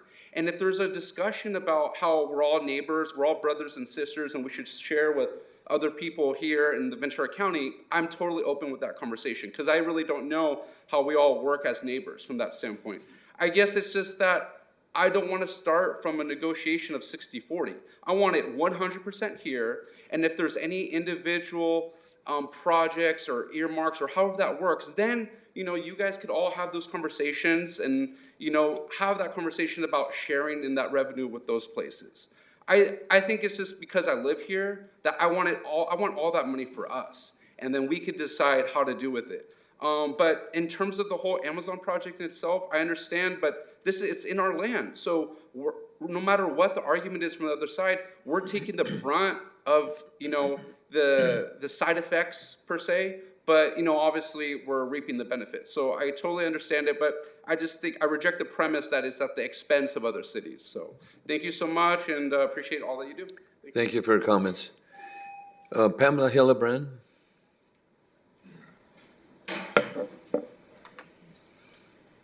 Hi. Okay. Good afternoon. This is my first council meeting, so I hope that this topic, I'm going to have to get on tippy toes. Hope this topic is relevant, but I'm here on behalf of Advanced Water Solutions, which is on Factory Lane. So it's Factory Lane in Woolley.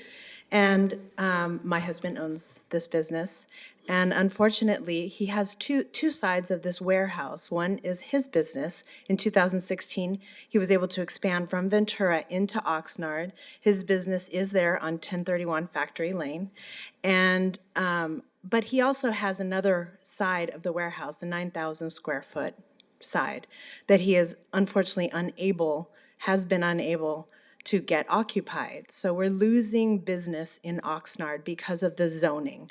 So when he first purchased the building in 2016, the zoning was what he was told was manufacturing, M2.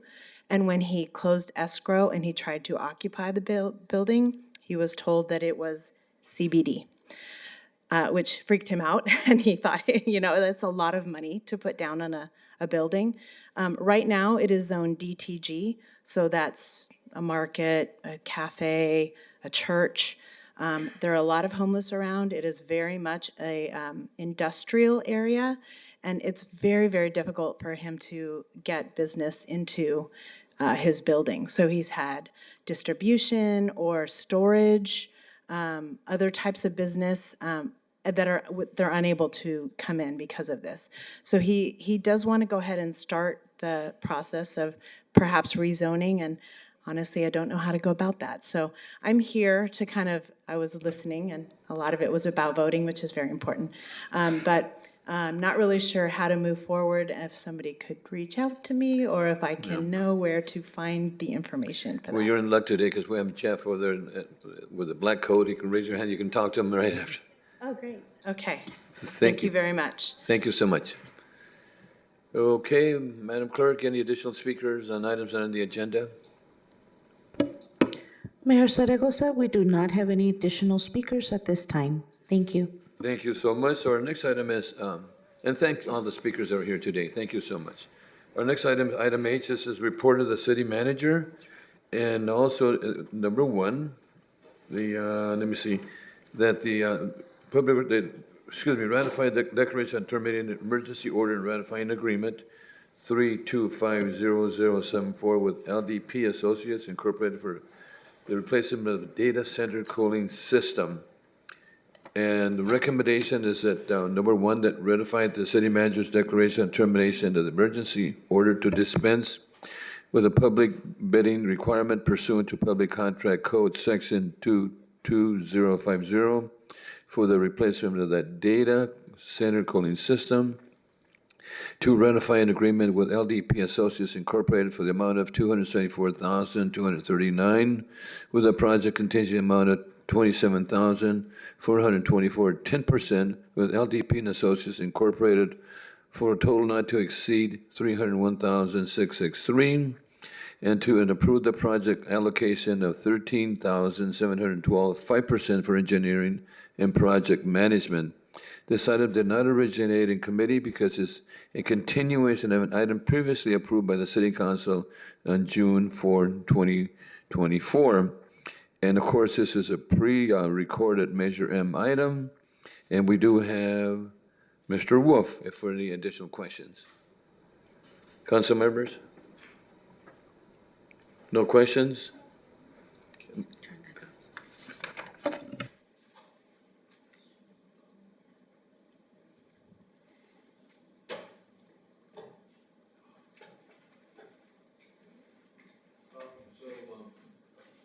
We need a motion on this item? Move to approve. Moved by Madrigal. Second. Second by Mayor Pro Tem. Please vote. Oh, roll call, I'm sorry. We don't have our roll call. Councilmember Basua. Aye. Councilmember Madrigal. Aye. Councilmember Perillo.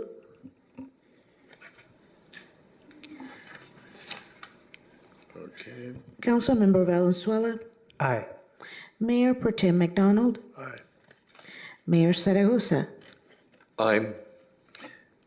Motion carries 5-0. And by the way, just for housekeeping, I just got assured by the clerk that we needed to vote on the resolution for Barbara Wolf. Barbara, if you can hear us, I'd like to make a motion, we approve that resolution. I will second. Second by Councilor Basua. Please vote. Roll call. Or roll call. Councilmember Basua. Aye. Councilmember Madrigal. Aye. Councilmember Valenzuela. Aye. Mayor Pro Tem McDonald. Aye. Mayor Zaragoza. Aye. Motion carries 5-0. Thank you, Madam Clerk. Our next item is, Mr. Mayor, I still have some updates. excuse me? I still have a few updates. Oh, I'm sorry. That's okay. Okay. And then very quickly, so there were two public comments I want to quickly address. The last one about the building on Factory Lane, at the risk of disturbing their domestic bliss. We actually, myself included, met with her husband just a few weeks ago to lay out the steps that they need to proceed. So he has all the information. Okay, thank you. With regard to the Amazon item that the gentleman spoke about, just want to be clear, it's not an Amazon-specific item, and it's not in a negotiation within our county. It's actually a statewide issue that's going to be settled in Sacramento with the Department of Taxation and the legislature. So I think the gentleman may have misread the or misunderstood part of what was in that news article. Well, at least now she gets a clarification. Yeah. which I think- Okay, and then Diego, can you put up we have 3 quick slides for quick updates. Okay. So our fire department is beginning a special program called the Oxnard EMS Corps. And it is specifically for young people between the ages of 17 and a half through the age of 26. Especially if you're interested in learning about and pursuing a career in emergency medical services, or perhaps even the fire department in the future. So the program is, again, open and importantly, to learn how to perform EMS work, but it also pays a monthly stipend of $1,500 while you're in the program. So the applications are open now until October, and then the month of October and November, they will be conducting interviews of all the people who apply and who are eligible. And then the program itself is next year, beginning in January through May of 2025. Now, the information is available if you go to that QR code. This information is also available on the city's website and the fire department's website. And my first reaction was, what's the phone number? But that's because I'm old. This program is for people, again, between the ages of 17 and a half and 26. So the assumption is they all know what a QR code is and they can get the information easily. It's also the website, oxnardemscorps.org. So that's Oxnard, EMSCORPS.org. So if you think you're interested, or if you are definitely interested and you are a young person here in Oxnard, we highly encourage you to apply to be a member of this program. And remember, it's not just a training program, it's a training program that will also pay you $1,500 a month while you're in the program. Next is the annual National Night Out event, and that will be next Tuesday, August 6th. And our public safety departments and other staff at the city will be enjoying these neighborhood meetings. And here they are in alphabetical order. This information is also available on our website and went out in the weekend package last Friday. So, but I'll run over it really quick. Cabrillo Park, Lathrop Park, Eastwood Park, in the Colonia, the Multi-Service Center at the Iroquois Beach Park, and East Park, as well as Thompson Park and Wilson Park. So again, this information is available online. So there will be neighborhood night events at each of those parks. They start at varying times. One more time. So Cabrillo Park, it begins at 6 o'clock. Lathrop Park begins at 4 o'clock. Eastwood Park, 4 o'clock. At the Multi-Service Center, Camino del Sol begins at 5 o'clock. Iroquois Beach Park is 6 o'clock in the evening. East Park, 6 p.m. Thompson Park, 4 p.m. and Wilson Park, 6 p.m. We love all of these events. I will say, though, that the event at the Colonia usually has the best food. And Carrot Square at Eastwood Park, very good cheeseburgers as well. So we highly encourage all the neighbors of these communities to join. This is, of course, free and open to the public, and these are family-centered events. And one more, there's a special event coming sponsored by the City of Oxnard and National PAL. I believe that's still the Police Activities League. It's a special movie night that is coming on Friday, August 2nd. So this is this Friday, August 2nd, at 7 p.m. The doors will open at 6:30 at our Performing Arts Center on Hobson Way. And there is a special guest coming. So the film is the Peanuts film called Welcome Home, Franklin. And if anyone is either currently familiar or recall the Peanuts programs, you should recognize who Franklin is. So our special guest who will be introducing the film and holding a question and answer session is the actual cartoonist and author who created Franklin. His name and his pictures there in the lower left is Rob Armstrong. So we are very, very fortunate to have the actual artist who created Franklin joining our community this Friday night at the Performing Arts Center. The film, Welcome Home Franklin, will be viewing at 7 o'clock, and he'll be there to have a audience conversation. And doors open at 6:30. Is there a charge to that? It's free. I'm assuming it's free. Hold on. Let me see. You know what? That's a very good question. I'm going to go out on a limb and say it's free. And if I find out that it's not, then I've got some work to do between now and Friday to make it free. Thank you. I'm sorry? Yes. You know what? There's a QR code, so we'll look at that and we'll confirm in a minute. Thank you. It says attendance and viewing is free of charge on the QR code. Thank you. I'm saved. Thank you, Mr. City Manager. Next item E, this is the city councils have the opportunity to announce any brief announcements they'd like to make, their activities, and also if they'd like to place any items on the agenda. And we have 3 minutes. We'll start off with Councilor Valenzuela. All right, so I guess this will be somewhat, try to keep this brief as can, but we're not going to be here for about a month, so gotta wrap it all up into one short dialogue. 2 weeks ago, District 6, we had our neighborhood council meeting that was, pretty well attended, over 50 individuals showing up to learn about some of the good work that we as city have been doing for South Oxnard. Last week, I was able to partake on a housing panel with an organization called Ventura County Home.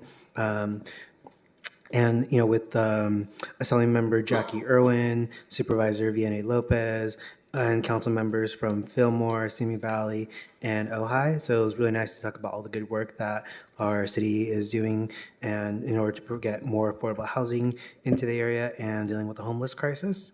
Also, this past Friday, the Sheet Metal Workers Smart Union Local 104 and IBEW 952 hosted a graduation for their 2-week program for recent high school graduates. It was a apprenticeship program or pre-apprenticeship program to get them introduced into labor, different sorts of labor unions for trade. Plenty of students that were from Oxnard and Ace Charter High School. So I was very interested in seeing how that played out, and actually also met a new couple of cousins that went to the program I did not know about. This past Saturday, I was also able to attend the Dallas Cowboy training with several of my colleagues. It was my first time attending the event, and really enjoyed it. And actually this past Sunday, attended the Cause Power Assembly with Council Member Basua, where we got to meet Cause youth leaders from Santa Maria, Santa Barbara, Ventura, Santa Paula, and Oxnard. Just a wide group of people, probably about 300 plus people that were there. It was a really big turnout to just hear from some of the local leaders and what the work that they had been working on. And then just yesterday, I attended the California PAL youth group. They had a little barbecue at Oxnard College Park. They were also celebrating the Terrell's retirement from the board itself. So it was a good chance to meet with staff that I don't get to see every day and hear some of the good news that they've been doing, and just providing this resource for our youth. And just today, I attended a live fire control on K Street with some of our Oxnard firefighters. It was really impressed with the operation that they put in place, also hosting firefighters from Culver and City and Downey, so that way they get their training activity as well for fires. And just 2 more things and I'm done. tomorrow, the Western Ventura County Business Alliance is having a Meet Your Local Elected Official event at Heritage Square. It's from 5 to 7 p.m. I will be attending. I hope other folks will be as well. And then on August 15th, Mayor Zaragoza will be receiving an award from the West Ventura County Business Alliance as well. So I just want to highlight that. Thank you, sir. Councilmember Perrello. Thank you very much. I have some comments, but I would like to add also the flyer for the fire department, as far as having no phone number, the QR code, maybe, just maybe, because I did not know how to use the QR code today, and I had to ask city staff, how did I make it work? And possibly even some that do, they may not have access to a cell phone to pick it up. A phone number might be a good idea.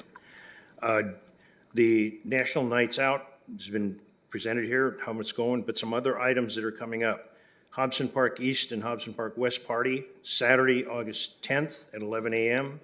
And the Seaview Neighborhood Council meeting, Saturday, August 10th at 12 p.m. Today I met with the Reverend Gallucci, having to do with Gabriel House. And I would like to read a statement, having nothing to do with that. At the last city council meeting, I made some heated comments expressing frustration with the district attorney's office has been too slow in assisting South Oxnard residents who are very likely being evicted in violation of housing law and businesses and profession codes. I was and am frustrated by the seeming lack of action. I made comments about photo opportunities that were unfair to the district attorney, Nesarenko, and I apologize for that specific comment. Many of the working families in the Via Oxnard apartments in South Oxnard have already been ousted. So I hope the DA and his office will do what is just for the tenants struggling to keep their homes. That's the end of my comment. Thank you, Mayor. Thank you, Councilor Perrello. Mayor Pro Tem. Basua.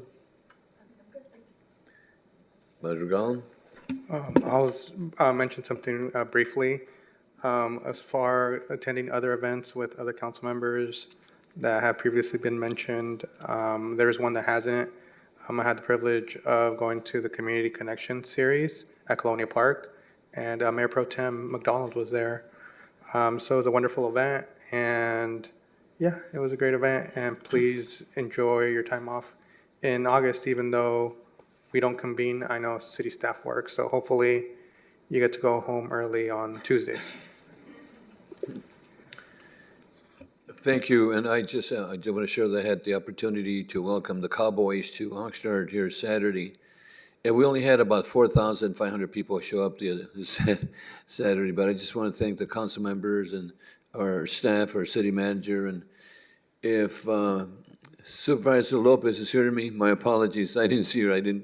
I forgot to mention her name, but my understanding is that she was sitting right behind Councilman Perrello, and I couldn't see her, so I'm blaming you. So, Supervisor, if you hear me, forgive me for that. Thank you so much.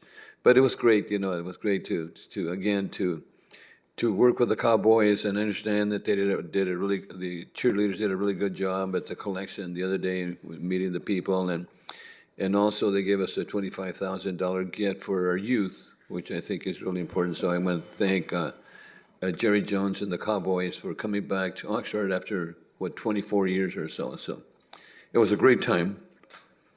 Our next item then is item J. This is review of the consent items, and we have items 1 to 9. And I understand that we have a speaker on L6, Mr. Brian Krinsky. Brian, on L6 of the consent. You want to come up and share with us?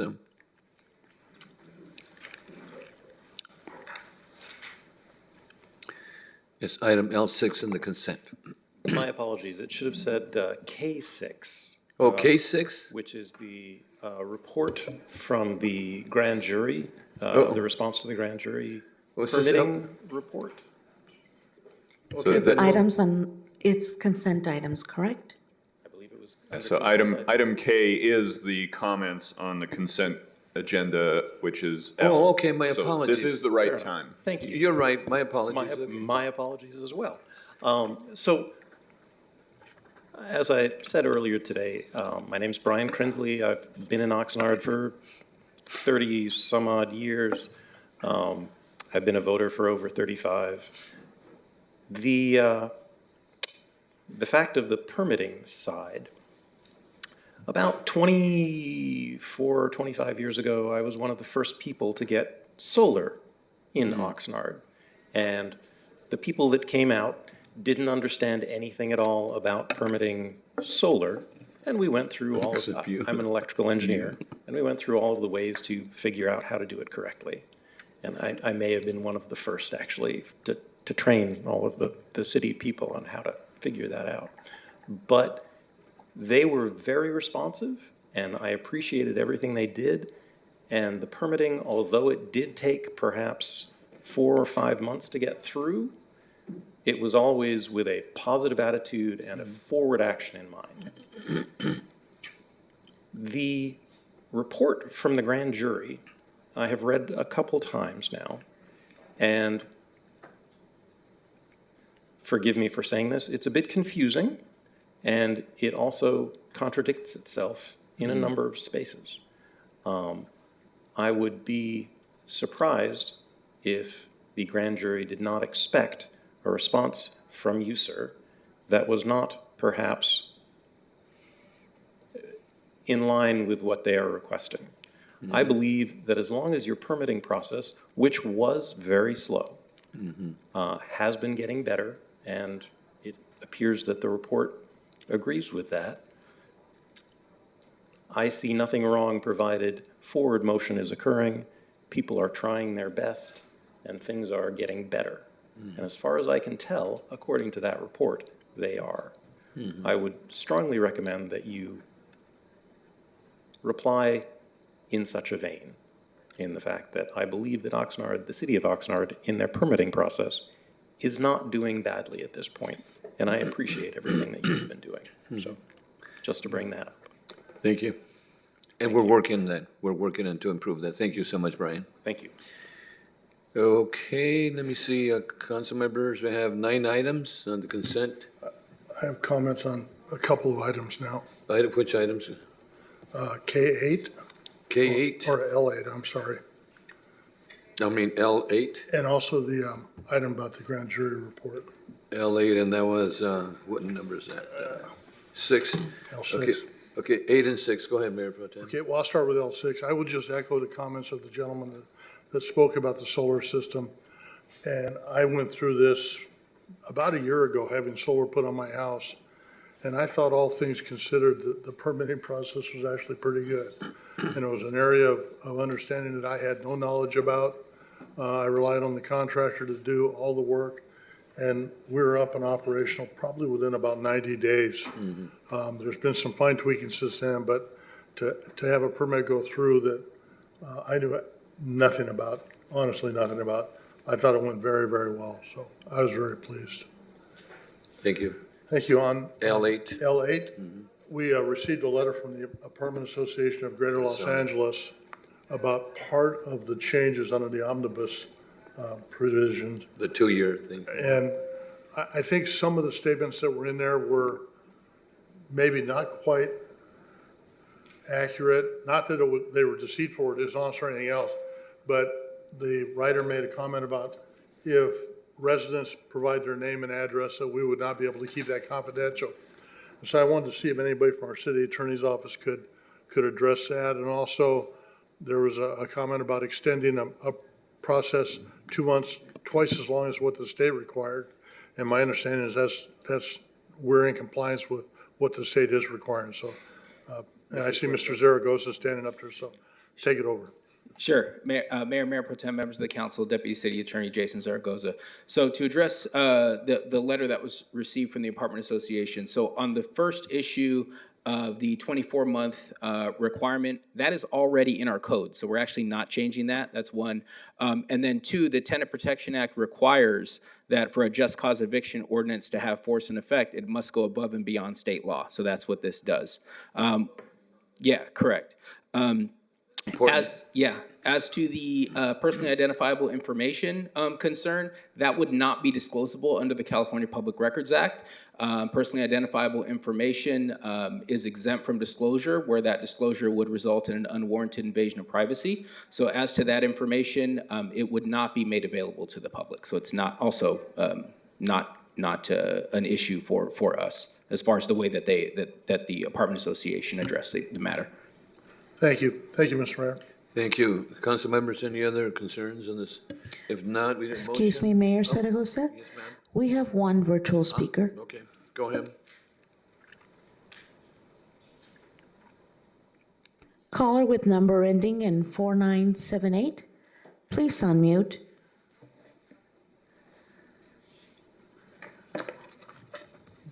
My name's Larry Stein. I attended the Oxnard Tamale Festival on Saturday. It's my understanding that the city is trying to make efforts to attract tourism.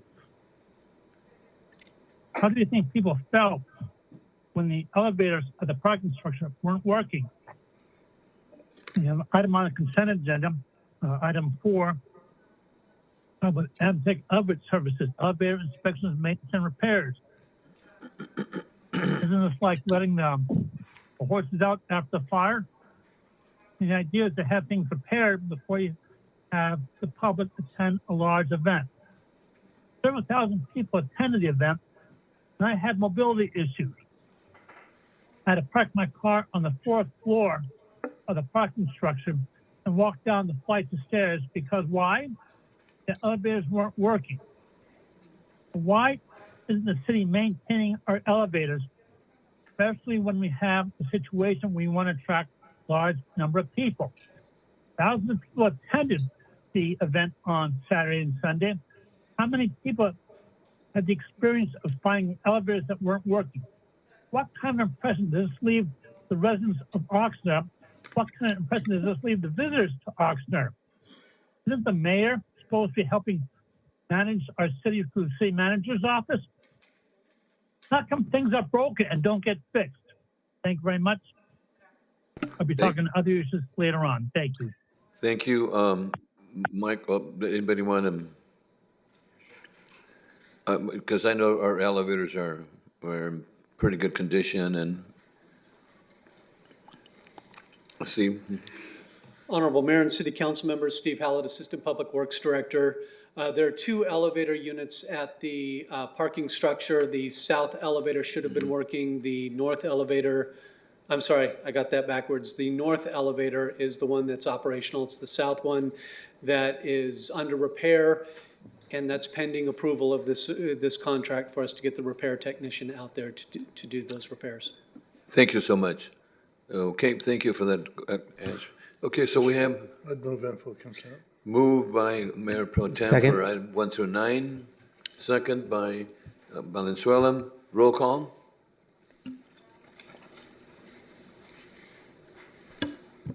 Councilmember Basua. Aye. Councilmember Madrigal. Aye. Councilmember Perello. Yes. Councilmember Valenzuela. Aye. Mayor Pro Tem McDonald. Aye. Mayor Zaragoza. Aye. Thank you. Motion carries 6-0. Thank you. Our next item is M1, the public hearing. And this is a time and place to set a public hearing on M1 Housing Department. Subject amendment to the city's 5-year 2029-23 permanent housing allocation plan. The recommendation is the City Council, 1, conduct a public hearing to receive comments related to the proposed amendment to the City of Oxnard 5-year permanent local housing allocation plan. 2, adopt a resolution amending the City of Oxnard 5-year permanent local housing allocation plan. And we start off with the city clerk's certification of publication in any written communications, if any. Madam Clerk? Mayor Zaragoza, there was a legal notice for this public hearing published in Vida newspaper on July 18th, 2024. The city clerk's office has not received any written communications for this public hearing. Thank you, Madam Clerk. Council members, do we have any ex parte communications or other disclosures regarding this matter to state for the records? We'll start off with. I have none. None. None? No. Thank you. Okay, members of the public are invited to sign up to speak on this item on the city website. And a person who did not sign up may do so now by submitting a speaker card and following the instructions following the agenda in this meeting at the city's website, oxnard.org, city meetings. The housing director posted a video presentation regarding this item, and staff are available to answer any questions, clarifying questions council members may have before we take any testimony. This council will deliberate after the public hearing has been closed. Do any council members have any questions at this item, Mr. Ramirez? Councilman Perrello? Yes, I appreciate the staff report, but just for clarification for the public, can you explain the issue with the underground utilities and possibly the reduction in because of the increase required, the reduction in future affordable housing developments as delineated page 382? Yes, sir. Emilio Ramirez, Housing Director. The two items that you referenced are convoluted in the way that you're asking, so I'm going to separate them if you don't mind. Please do. Thank you. First, I want to mention that the objective behind the staff report is to present to you an amended plan for the use of PLHA grant funds that come from the state. In order to receive those funds, we are required to produce a plan identifying how we would be using those funds during the 5-year period. And the purpose of this amendment is to reduce the allocation from the development of affordable housing to the purpose of, one, the build out of the homeless shelter on 2nd and B and the operation of the homeless shelter at K Street. Okay. The operation of the homeless shelter on K Street needs additional time to stay at K Street because of the delays of the construction of 2nd and B. Okay. Those delays were for a myriad of factors, including an issue that we're still struggling with Southern California Edison. I don't know if you've seen the building as it stands now, but the entire east side of the building on the right-hand side is still in framing versus the rest of it is, as you can see. That is because the undergrounding of the Southern California Edison utilities needed time to set a vault, if you will, across the street. And if you go look at it right now, you can see the condition of the vault and that it is in fact in place right now. That caused a need to stay at K Street because we can't move to 2nd and B. The need to stay at K Street implicates an additional funding requirement from the city because we cannot enter into the cost sharing agreement with the county of Ventura because they won't fund it at K Street, they will only fund it at 2nd and B. I apologize for the long explanation, but because of all of that, we're changing the allocation plan to increase money for operation of the K Street shelter and to finish the build out of the TIs of the shelter at 2nd and B. And Mayor, Mr. Ramirez, I appreciate that. The reason I'm asking the question, the K Street one, I know the issue serving on the airport authority with Mr. Taran, the issue with the airport. But on the Edison with the vault, are there any protections for the city of Oxnard that delays caused by them are reimbursed to us financially, or direction of the city, we could give direction to the city attorney to pursue that angle? No, there isn't anything in any agreement that would cause us to claim against Southern California Edison or the developer a reimbursement of cost overruns as a result of delays from the delay from the installation of that vault. But the delay is at the cause of the Edison company, correct? I would say that for the most part, it is because of the vault. And so Edison could work faster and be more diligent about the plans and et cetera. But I think that that's also a potential cause of, I think that number one, I deserve some blame in that regard, but also the developer, et cetera, who may have undertook this before we were at this point of construction. or have been more diligent in the pursuit of those plans, including myself, who could have managed the project a little bit better. Okay. Okay, thank you very much for the explanation. I would also, if you don't mind, Mayor and Council. Go ahead. I need to make a point of clarification. The staff report is clear and it is accurate relative to the amended plan that we are seeking your approval on. Essentially, as I mentioned, we are asking for you to approve an amendment to the plan such that we are reducing the allocation for future affordable housing development for the benefit of continuing to operate the shelter on K Street and the build out of the TIs at 2nd and B. We need more funding for that, and we're taking that from future potential developments of affordable housing. That is clear in the staff report, and the staff report is accurate. But there is a typo in the third page of the actual plan, of the actual document that we're submitting to HCD. I can get into the details of it, but in prior years, 2021, 2022, we needed to amend the allocation to reduce the allocation to affordable housing development and increase the allocation to shelter operations and build out. It is reflected correctly in the staff report. I believe it is a ministerial act, and I ask for your consent that we amend the document to reflect the staff report that we're asking for you to approve, so that it is clear that we are moving money from development to shelter operations and build out. Thank you, and then we get that amendment, okay, when it's ready, we'll make the motion to add that amendment and the typo, correction of the typo. Okay? Yes, I'll make the motion to move this item When we with get the there. suggested amendments for the housing director. Thank you, I appreciate it, and I apologize for my mistake. Okay, when we get there. Okay, any additional comments, Council?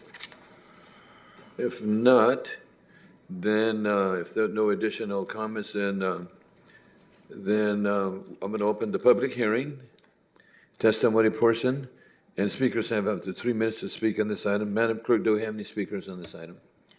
We have one virtual speaker. Okay.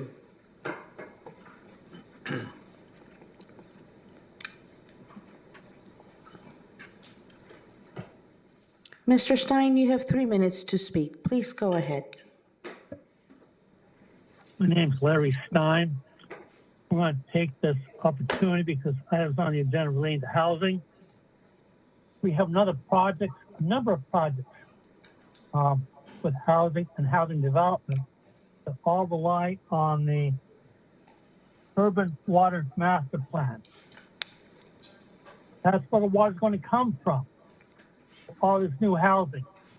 City Council and the development have all approved to have the housing elements certified under the urban water master plan, and there's going to be sufficient water under the urban water master plan. The problem is the city has no intention of building the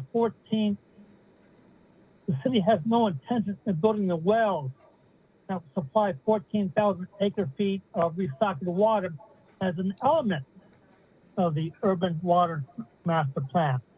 So my question to you, sir, is where will the water come from? Since there's no water coming from the urban water master plan because City Council not approved any of the funding to build the well to supply the 14,000 acre feet of recycled water. I think all the housing discussions that we've had that have relied on the urban water master plan to supply water be rethink because there's not going to be any water. So, for example, the city sent in a report 2 years ago to the state saying we have sufficient water supply for 10,000 new homes, but that was dependent upon the urban water master plan. My question to you, while you're rebuilding the houses on K Street, where's the water going to come from? Thank you very much. Please address this.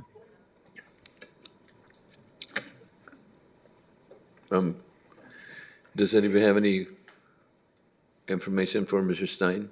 Mayor, yes, I'd like to hear a response to that question. Maybe water, how we get into water, maybe Michael or somebody can give us that information. I personally feel comfortable that we wouldn't approve housing on K Street. That's right, without if there any wasn't water. Yeah. Yeah, good evening, Mayor Pro Tem Michael Wolf, Director of Public Works. I don't know the specifics of this project, but I can certainly speak to the Urban Water Management Plan. The Urban Water Management Plan does identify the water that we believe we need for the next multiple years, and some of that is recycled water. As we've said many times, our Aquifer Storage and Recovery Project is under construction. It's actually been drilled. The well is in place. The contract is in place. The contractor is working. And so once that ASR, Aquifer Storage and Recovery well, is fully constructed, we will start the permitting process with the state. And that permitting process includes indirect potable reuse, or IPR. So we'll take recycled water and put that into the ground. And with the permit through the state, we'll be able to pull that water out as potable water. So those projects are under construction. In fact, tonight we have an item for one of those projects. So I'm not sure how the speaker is identifying that we don't have those projects, because one of them is actually currently in construction. The capital improvement program that was approved by council includes projects for expansion of the AWPF. So there's funds identified in this capital improvement program. So again, I'm not sure what the speaker is identifying as no funding available.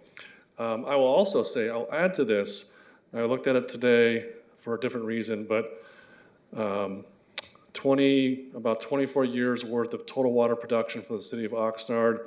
Our highest water production year was about 29,000 acre feet. Last year was 23,000 acre feet. So we are seeing a reduction in our water usage across the board. And that will have to be identified in our urban water management plan, which the update, I believe, is next year. Next year, I believe our urban water management plan is required to be updated. So we will identify those trends that we are seeing, which is a reduction in water use, even as we are adding more users, that'll be addressed in our urban water management plan. So those are my comments. And Michael, I think you might be talking those homes over in Second and H, I think, and there's about 20-some homes that most likely will tie into our current system. This is just 20-some homes.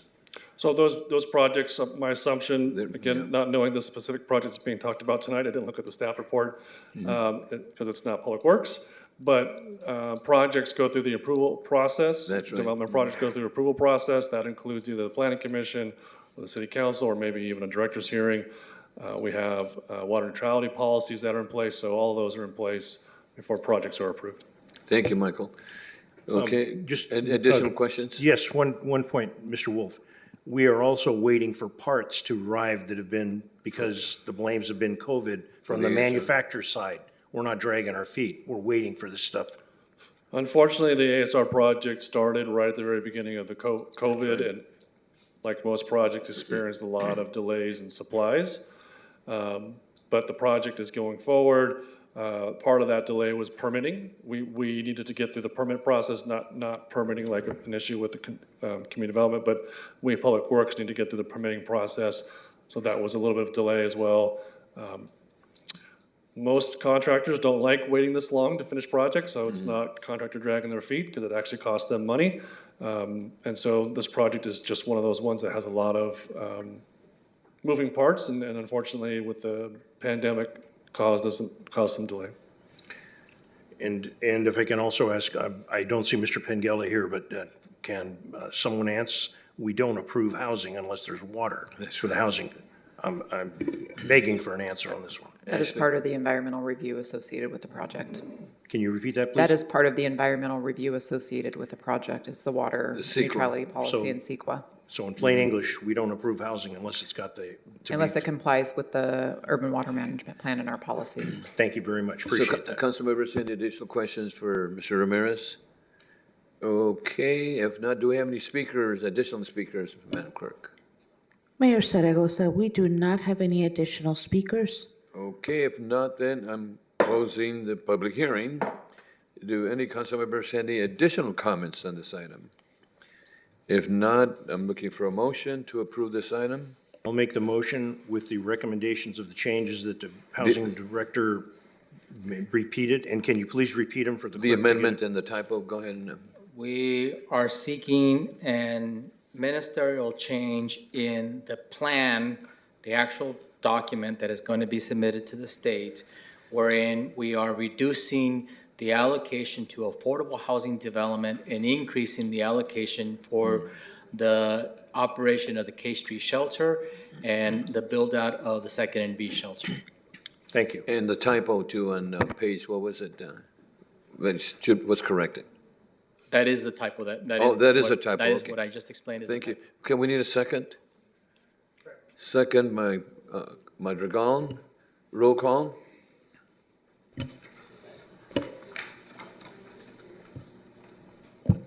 Councilmember Basua. Aye. Councilmember Madrigal. Aye. Councilmember Perillo. Yes. Councilmember Valenzuela. Aye. Mayor Pro Tem McDonald. Aye. Mayor Zaragoza. Aye. Thank you. Motion carries 6-0. Thank you, Mr. Ramirez. Our next item is item N1, reports, Public Works Department construction contract increase for Pleasant Valley Restroom Project.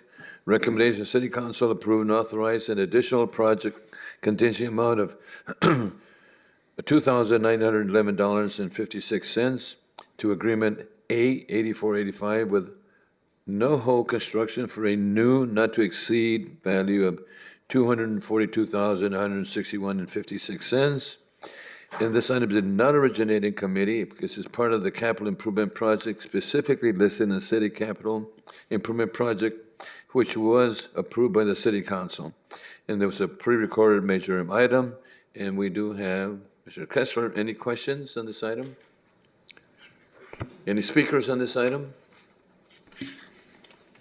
Mayor Zaragoza, we do not have any speakers for this item. Councilman Perillo? Yes, similar to the last item with respect to Edison. I'm reading on the report, page 406, first line under discussion. It states, due to a significant and unforeseen delay by Southern California Edison in providing permanent electrical service and a related Southern California Edison requirement to install additional electrical components, the demolition and replacement of the restrooms at Pleasant Valley has incurred unforeseen and unplanned costs. Are there any expectations that we would potentially recover any of these caused by Edison, either from the Public Works or a city attorney or a city manager's office?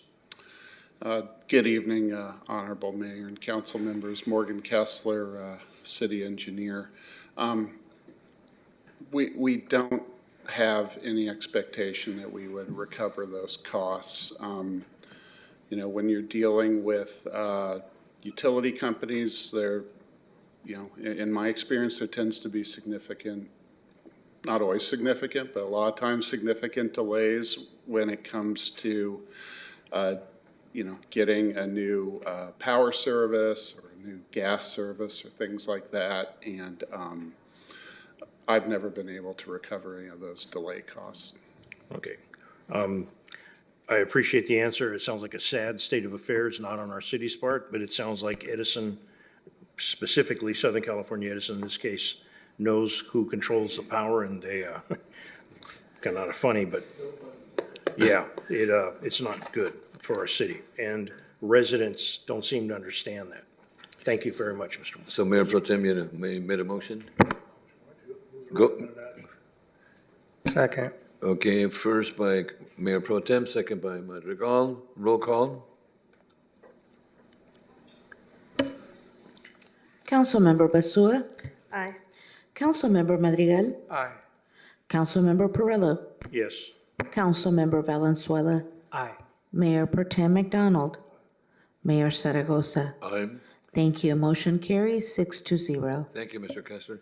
Okay, second item here is Public Works again, a sewer main transfer for ownership agreement, A8560.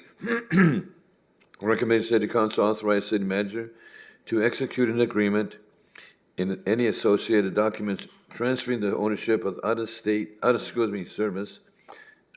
service main from the city of Oxnard to the city of Hueneme. The Public Works Transportation Committee approved this item 3-0 on July 9th. 2024, and this is a pre-recorded Measure M item. Move approval? No. No, I've got to recuse myself from this item. I'm sorry. Any speakers on this item? Mayor wants to go home. So no, I've got to recuse myself from this item due to my employment with the city of Okay. Port Hueneme. Can you make us a cup of coffee on the way back? Okay, any? No, sorry. Mayor Zaragoza, we do not have any speakers on this item. So, motion? Moved by Mayor Pro Tem. Second. Second by Madrigal. Roll call.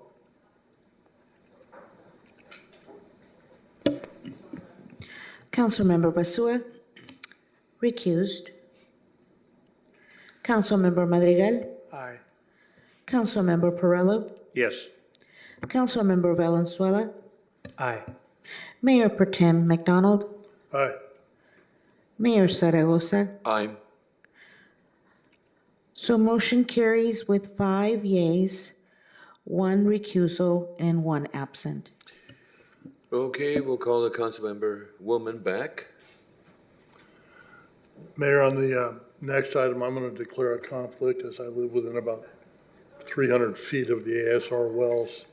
And Okay. since the totality of the project may or may not be a conflict, I'm not going to take any chances. I'm going to step in the back. Okay, so it's a recusal for Mayor Pro Tem on the item number 3. Then he can make the coffee. Okay, thank you. Public Works Department Agreement 3250043 with Corral Engineering Incorporated for engineering services for the Aquifer Storage Recovery Pilot Well, PW 24-107. Recommends City Council approve and authorize the mayor to execute an agreement with Corral Engineering Incorporated for a total amount not to exceed $859,069.50 from April 1, 2024 to Jan 1, 31/26 for engineering services for the Aquifer Storage Recovery Pilot Well.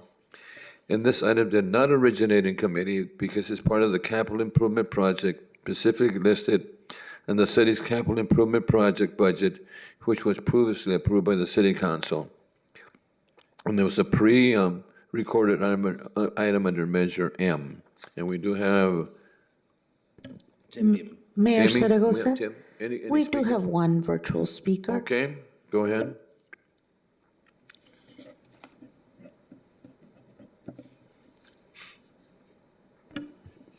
Mr. Stein, please go ahead. You have 3 minutes to speak.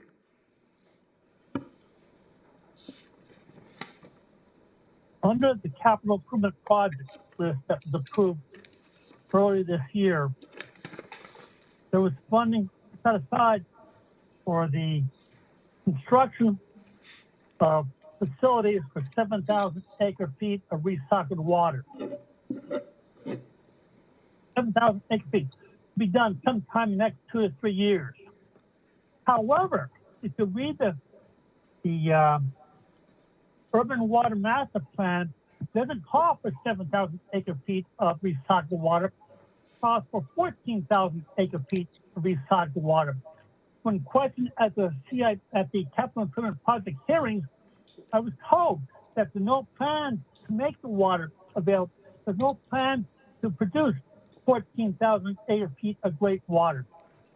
The Urban Water Master Plan calls for 14,000 acre-feet of great water. They're doing a half-part job. You can substitute part with anything else if you wish to.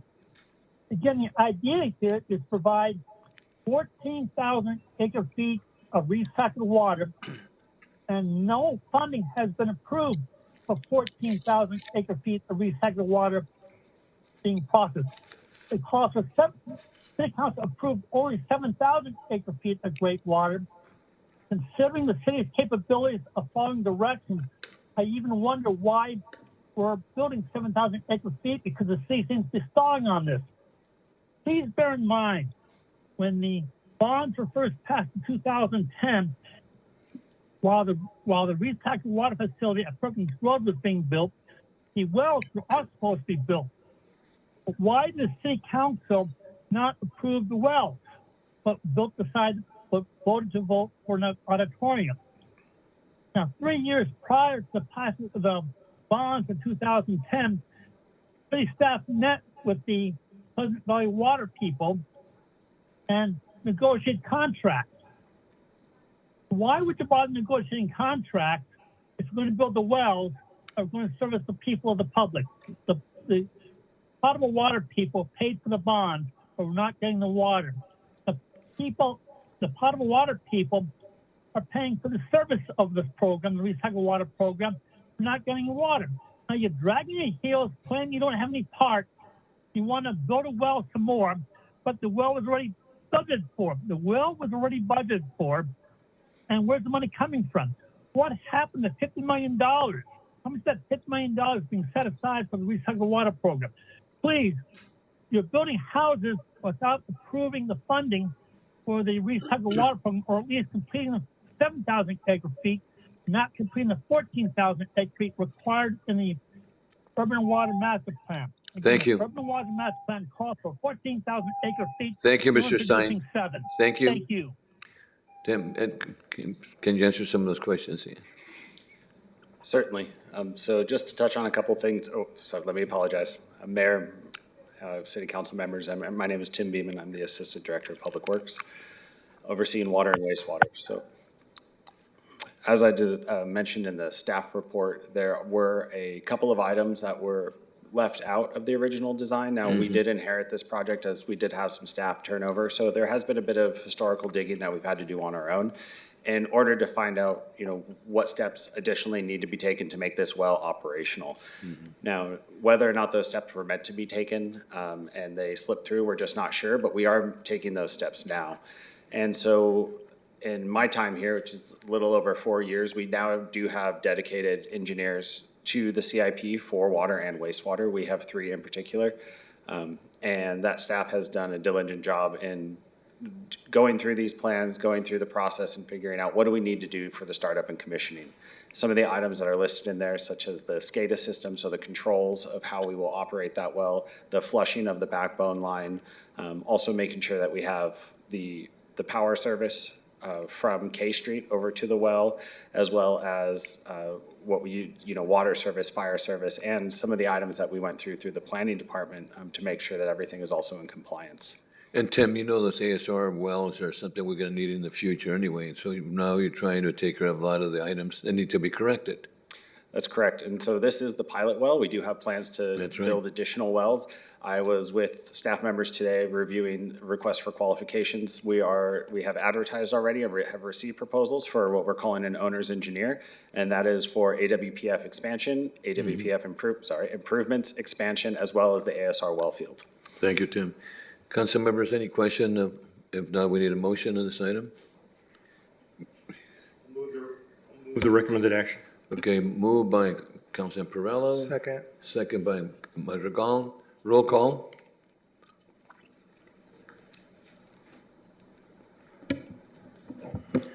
Councilmember Basua. Aye. Councilmember Madrigal. Aye. Councilmember Perrello. Yes. Councilmember Valenzuela. Aye. Mayor Pro Tem McDonald has recused. Mayor Zaragoza. Aye. Thank you. Motion carries with 5 yes, 0 no's, and 1 recusal. Thank you, Tim. And Mayor Thank you, Pro Public Tem. Works. Thank you.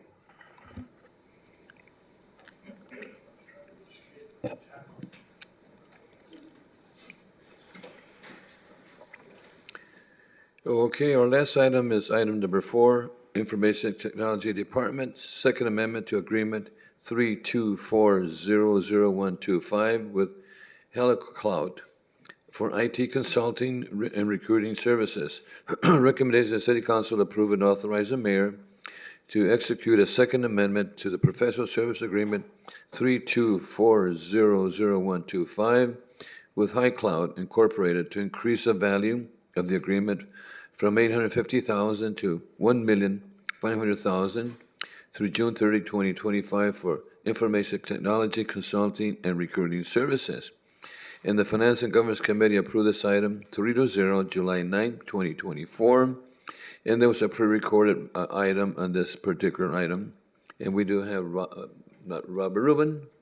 Okay, for any additional questions. Any questions, council members? Mayor Zaragoza, Any speakers? we do not have any speakers for this item. Okay, now we need a motion.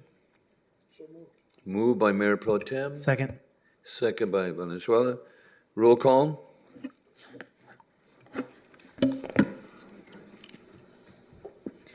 Councilmember Basua. Councilmember Madrigal. Aye. Councilmember Perrello. Yes. Councilmember Valenzuela. Aye. Mayor Pro Tem McDonald. Aye. Mayor Zaragoza. Aye. Thank you. Motion carries 6-0.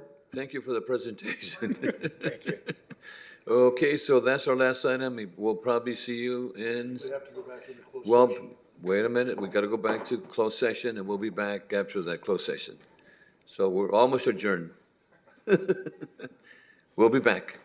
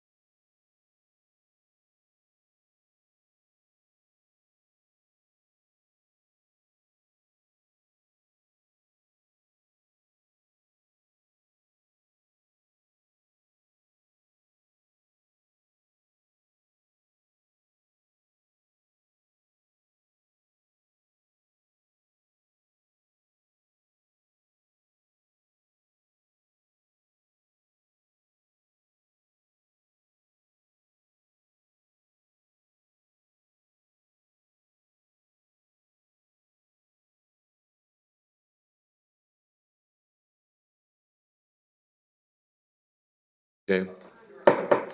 So we're back from closed session. Mr. City Attorney, any announcements? Thank you, Mayor. The City Council completed its review of items C1 and C2, as well as C5 and C6, and there are no further reports out of closed session. Thank you. So we are adjourned, and we'll see you, Mr. City Attorney. City Manager. Just want to say happy August. Happy August, and we'll see you in September, and we are adjourned. Thank you.